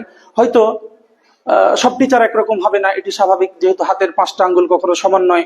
ইসলামী নার্সিং কোচিং কি চেষ্টা করে? সার্ভিস মানে উইদাউট সার্ভিস আপনি তো সফলতাটা পাবেন না। সফলতার অন্য ব্যাপারটাই হচ্ছে, বা সফলতার পেছনের গল্পটাই হচ্ছে এই যে তাদের অধ্যাবসায়, কঠিন পরিশ্রম, শিক্ষক প্যানেলের যে ব্যাপারটা। আপনি দেখেন প্রত্যেকটা প্রতিষ্ঠান যারা নার্সিং করায় তারা তো ক্লাস করায় নিজের মতো করে। এরপর আমরা দেখি কি সিলেবাস তো একই সিলেবাস সবাই পড়ায়। এরপর আমরা দেখি কোন প্রতিষ্ঠানে চান্স বেশি পায়, কোনোটাতে কম পায়, কোনোটাতে পায় না, এরপরে মানুষের ছবি টবি দিয়ে সংখ্যাটা বাড়ায়, বিভিন্ন ব্যাপার। কিন্তু অরিজিনাল ব্যাপারটা কি আপনাকে জানতে হবে, যে সত্য কথা কারা বলে আর কি, এটা আপনি জাস্টিফাই করতে পারবেন দেখলেই। তো খোঁজ নিলে অতীত অতীত খোঁজ নিলেই জানা যাবে, ওই সকাল দেখলেই বাকি দিন কেমন যাবে বোঝা যায় আর কি। তাহলে আপনি খোঁজ নেবেন কি কোথায় ভালো পড়ালেখানো হয়, ডিসিপ্লিন কোথায় ভালো। অনেক প্রতিষ্ঠানে হয় কি ভর্তির পর্যন্ত আপনার কেয়ারটা করে, ভর্তি শেষ কথা শেষ। কিন্তু এখানে কি হয়, সকাল থেকে শুরু করে সন্ধ্যা পর্যন্ত, অর্থাৎ আপনার ভর্তি থেকে শুরু করে একদম এন্ডিং পর্যন্ত, আপনার সরকারিতে চান্স পেয়ে ভর্তি পর্যন্ত তারা আপনাকে হেল্প করে। অনেক স্টুডেন্ট আছে রাঙামাটিতে চান্স পেয়েছে, যাইতে পারে না, সাথে করে নিয়ে যায়, ভর্তি করায় দিয়ে আসে নিজের অর্থায়নে। তো এরকম কি সবাই করে? না। তাহলে কি এই বিষয়গুলো আপনাকে বিবেচনা নিয়েই বাকিটা মুভ করতে হবে। আর এই যে এই ক্লাসগুলো আমরা এইভাবে হয় কি, অনেক সময় থাকে কি 14টা ক্লাস, তো দেখা গেল 14টা ক্লাস শেষ হলে অনেকেই বা অনেক প্রতিষ্ঠানে মনে করে যে তার কাজটা সে কমপ্লিট করে ফেলেছে, কিন্তু এটা তো তার দৃষ্টিভঙ্গি। দৃষ্টিভঙ্গি এইটা থাকার পাশাপাশি আরেকটা থাকতে হবে, যে এই 14টা ক্লাসে স্টুডেন্টের পড়াটা কভার হইলো কিনা। তাহলে অন্যান্য প্রতিষ্ঠান কি করে, পড়া একবার শেষ হয়ে গেছে মানে সে মনে করে সে কোর্স কমপ্লিট করেছে, তার রেসপন্সিবিলিটিটা শেষ। কিন্তু অনেক সময় হয় কি নার্সিং পরীক্ষা দেরিতে হয়, স্টুডেন্টকে আগে ছেড়ে দিলে কি হয়, দেখা গেল যে ওই পরীক্ষার আগে পড়াটা যদি ভালো মতো না হয় তাহলে সে চান্সটা পায় না। তাহলে ধরে রাখার একটা ব্যাপার থাকে, এই ধরে রাখার কাজটা সবাই করে না। কারা করে এই খোঁজটা আপনাকে দিতে হবে।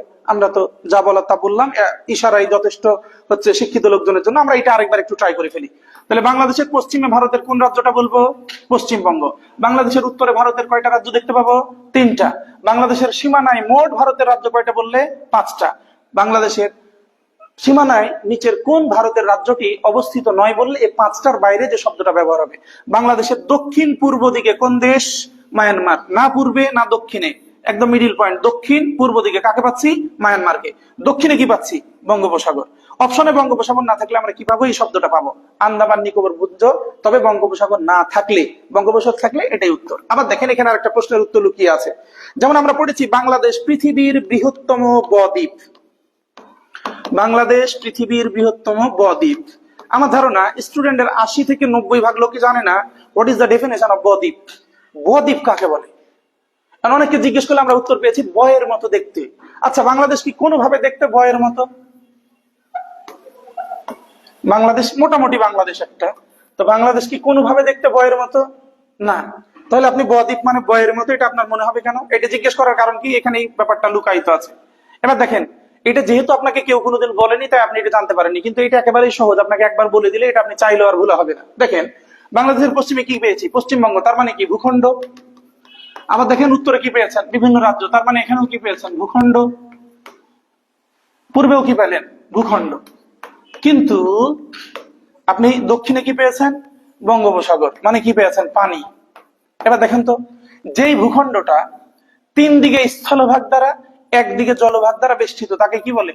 বদ্বীপ। তাহলে কথা কি কঠিন? না, কিন্তু কেউ বলেনি বলে 3টা শব্দ একবারে জেনে ফেলেন। একটা হলো কি? দ্বীপ, আমরা শুনেছি, বদ্বীপ বললাম। আরেকটা হলো কি? উপদ্বীপ। এই এক কথাই কথা শেষ হয়ে যায়। আমরা জানি মাঝে একটা ভূখণ্ড, চারিদিকে পানি, এটাকে কি বলে? দ্বীপ। তাহলে মাঝে এক টুকরা ভূখণ্ড, অর্থাৎ যে ভূখণ্ড চারিদিক পানি দ্বারা বেষ্টিত, সেটাকে বলে দ্বীপ। যেমন আমরা কার কথা বললাম একটু আগে? সেন্ট মার্টিন, দ্বীপ। বঙ্গোপসাগরের মাঝে একটা দ্বীপ, চারিদিকে পানি। বদ্বীপ কোনটা? বাংলাদেশ। 3 দিকে ভূখণ্ড, একদিকে পানি। 3 দিকে ভূখণ্ড, একদিকে পানি। তাহলে যেই ভূখণ্ডটি 3 দিকে স্থলভাগ দ্বারা, একদিক জলভাগ দ্বারা বেষ্টিত, সেটাকে বলে বদ্বীপ। তাহলে বাকি থাকলো কি? উপদ্বীপ। বদ্বীপের ঠিক বিপরীত ঘটনাটাই হচ্ছে উপদ্বীপ। বদ্বীপের ঠিক বিপরীত। বদ্বীপে কি বললাম? 3 দিকে স্থলভাগ, একদিকে জলভাগ। কিন্তু উপদ্বীপকে আমরা বলবো 3 দিকে জলভাগ, একদিক স্থলভাগ দ্বারা বেষ্টিত। আমরা ছোট একটা উদাহরণ দিই আপনাকে। যেমন পৃথিবীর বৃহত্তম উপদ্বীপ হচ্ছে আরব উপদ্বীপ। আরব উপদ্বীপ এটা পৃথিবীর বৃহত্তম উপদ্বীপ। তাহলে আগেই উত্তর, দক্ষিণ, পূর্ব, পশ্চিম। দেখেন উত্তরে আছে সিরিয়ার মরুভূমি। সিরিয়ার মরুভূমি তার মানে কি? ভূখণ্ড। এবার দেখেন দক্ষিণে কি পাবো? পশ্চিমে কি? পশ্চিমে লোহিত সাগর। তাহলে লোহিত সাগর, সাগরে কি থাকে? পানি। দক্ষিণে কি পাবেন? ভারত মহাসাগর, তার মানে কি? পানি। পূর্বে কি পাবেন? পারস্য উপসাগর, উপসাগর, তার মানে কি পাইলেন? সাগরে পানি পাইলেন, মহাসাগরে পানি পাইলেন, উপসাগরে পানি পেলেন। 3 দিকে পানি, একদিকে কি? ভূখণ্ড, এটাকে কি বলে? উপদ্বীপ। আর কি সহজ কথা? এর চেয়ে কি সহজ কথা হবে আর না? আরেকবার বলি দেখেন। তাহলে যেই ভূখণ্ডটি চারিদিকে জলভাগ দ্বারা বেষ্টিত, সেটাকে বলে দ্বীপ। তিন দিকে স্থলভাগ, একদিকে জলভাগ দ্বারা বেষ্টিত বদ্বীপ, যেমন পৃথিবীর বৃহত্তম বদ্বীপ বাংলাদেশ। আবার প্রশ্ন এমন হয়, বাংলাদেশের বৃহত্তম বদ্বীপ কোনটি? সুন্দরবন। আর উপদ্বীপ কোনটা বললাম? তিন দিকে পানি থাকবে, একদিকে ভূখণ্ড থাকবে, সেটা হচ্ছে উপদ্বীপ। তো বাংলাদেশের মোটামুটি ভৌগোলিক অবস্থা, সীমানা টিমানা আপনি জেনে ফেলেছেন। আরেকটা ব্যাপার একটু জানলেই কথাটা শেষ হয়ে যায়। আরেকটা ব্যাপার, আমরা 5 মিনিট আর সময় নিলেই হয়ে যাবে। দেখেন, আমরা একটু সীমান্তটা আপনাকে একটু দেখানোর চেষ্টা করি। মোটামুটি একটা বাংলাদেশের মানচিত্র, মোটামুটি। আচ্ছা, মনে করেন এটা বাংলাদেশ, কারণ আমরা যে ব্যাপারটা যেভাবে বুঝবো। আচ্ছা, তাহলে দক্ষিণে আমরা কি পড়েছিলাম? বঙ্গোপসাগর, মানে এইদিকে পানি আছে, এই তিন দিক ভূখণ্ড। মনে করেন কোন একজন ব্যক্তি মনে করলো যে সে বাংলাদেশে যেহেতু 20 বছর ধরে আছে, তাহলে বাংলাদেশটা সে একবার ঘুরে দেখবে, অর্থাৎ বাংলাদেশ একবার প্রদক্ষিণ করবে। তাহলে আমরা কি বুঝবো? এখান থেকে লোকটা যাত্রা শুরু করে পুনরায় যখন আবার এখানে আসবে, তখন আমরা বুঝবো বাংলাদেশের সীমানাটা সে একবার চারিদিক প্রদক্ষিণ করেছে, ঘুরে এসেছে। এখন এই কাজটা করতে গিয়ে তাকে কি করতে হচ্ছে? তাকে এই তিন দিকের স্থলভাগ যেমন অতিক্রম করতে হচ্ছে, দক্ষিণের জলভাগটাও অতিক্রম করতে হচ্ছে। তাহলে জল এবং স্থল এর দুটা ভাগ অতিক্রম করলেই সে বাংলাদেশটা অতিক্রম করছে। এবার দেখেন, প্রশ্ন এরকম হয় যে বাংলাদেশের মোট সীমানা দৈর্ঘ্য কত? মোট মোট মানে কি? স্থল এবং জল এর দুটা মিলে বাংলাদেশের মোট সীমানাটা দৈর্ঘ্য হচ্ছে 5138 কিলোমিটার। 5138 কিলোমিটার মোট এটা সীমানা দৈর্ঘ্য বাংলাদেশের।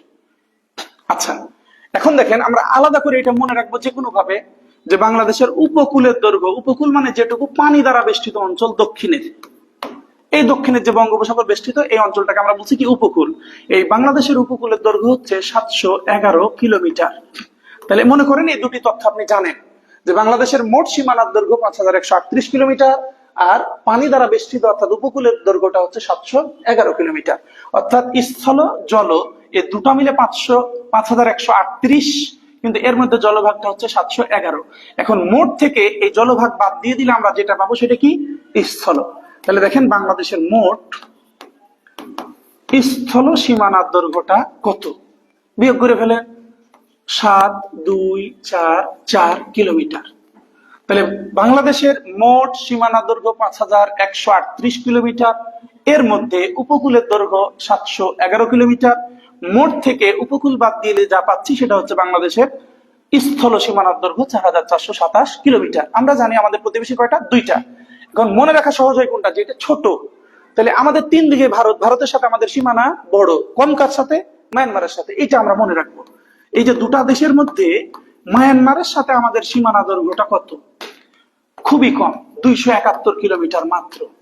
তাহলে এই মোট স্থল সীমানা থেকে মায়ানমারেরটা বাদ দিয়ে দিলেই আমরা কাজটা পেয়ে যাব, ভারতের সাথেটা পেয়ে যাব। বাদ দেন, 6, 12 থেকে 7 বাদ দিলে 5, 1, 4, 56 কিলোমিটার। দেখেন, তিনটে তথ্য জানা থাকলে কিন্তু 5টা প্রশ্নের উত্তর করা যায়। তাহলে বাংলাদেশের মোট সীমানা দৈর্ঘ্য স্থল জল মিলে 5138 কিলোমিটার, এর মধ্যে বাংলাদেশের উপকূলের দৈর্ঘ্য 711 কিলোমিটার। মোট থেকে উপকূলটা বাদ দিলে আমরা বাংলাদেশের মোট স্থল সীমানা দৈর্ঘ্য পাচ্ছি 4427 কিলোমিটার। এর মধ্যে মায়ানমারের সাথে আমাদের সীমান্ত রয়েছে মাত্র 271 কিলোমিটার। তাই মোট স্থল সীমানা থেকে মায়ানমারকে বাদ দিলে আমরা ভারতের সাথে আমাদের সীমান্ত দৈর্ঘ্য পাচ্ছি স্থলভাগের 4156 কিলোমিটার। এই তথ্যটি কার দেয়া? বিজিবির দেয়া। বাংলাদেশের সীমান্তরক্ষী বাহিনীর নাম কি? বিজিবি। তাই সীমান্ত নিয়ে কে কথা বলবে? বিজিবি। এরপরেও একটা কথা আমরা মনে রাখবো, 711, এখানে একটা অবলিক দিয়ে আমরা লিখে রাখবো 716 কিলোমিটার। এই প্রশ্নটা পরীক্ষায় একবারই এসেছে এইভাবে, যে বাংলাদেশের উপকূলের দৈর্ঘ্য কত? 711 অপশনেই নাই, 711 অপশনের মধ্যে নেই। এই সিচুয়েশন আমরা উত্তরটা নিতে পারবো 716। কেন? কারণ বাংলাদেশের যে মাধ্যমিক ভূগোল বই পড়ানো হয়, সেই ভূগোল বইয়ে এই তথ্যটি রয়েছে। তবে তথ্যটা কখন নিব? যখন আমরা বিজিবির দেয়া 711 কিলোমিটার অপশনের মধ্যে খুঁজে পাবো না। তাহলে আজকে আপনি কি কি পড়লেন? আমরা পড়লাম বাংলাদেশের প্রশাসনিক সংখ্যাতাত্ত্বিক ব্যাপারটা, আমরা পড়লাম বাংলাদেশের উপর দিয়ে চলে যাওয়া ভৌগোলিক সীমারেখা, আমরা পড়লাম বাংলাদেশের সীমান্তবর্তী যে প্রতিবেশী দেশ এবং তাদের সাথে যে জেলার ভাগ বন্টন সেটি, আমরা পড়লাম বাংলাদেশের ভৌগোলিক অবস্থান উত্তর, দক্ষিণ, পূর্ব, পশ্চিমে কি আছে, এবং বাংলাদেশের বাইরে যে দেশগুলোর সাথে আমাদের সীমানা রয়েছে তাদের কি কি অংশ বাংলাদেশের সীমান্ত লাগোয়া আছে। এরপরে আমরা পড়লাম বাংলাদেশের সীমান্ত দৈর্ঘ্যের ব্যাপারটা কার সাথে কতটুকু আছে, অর্থাৎ বাংলাদেশের ভৌগোলিক অবস্থান এবং অবস্থার যে ব্যাপারটা সেটা আমরা মোটামুটি পড়ে ফেলেছি, যেগুলো পরীক্ষায় আসে।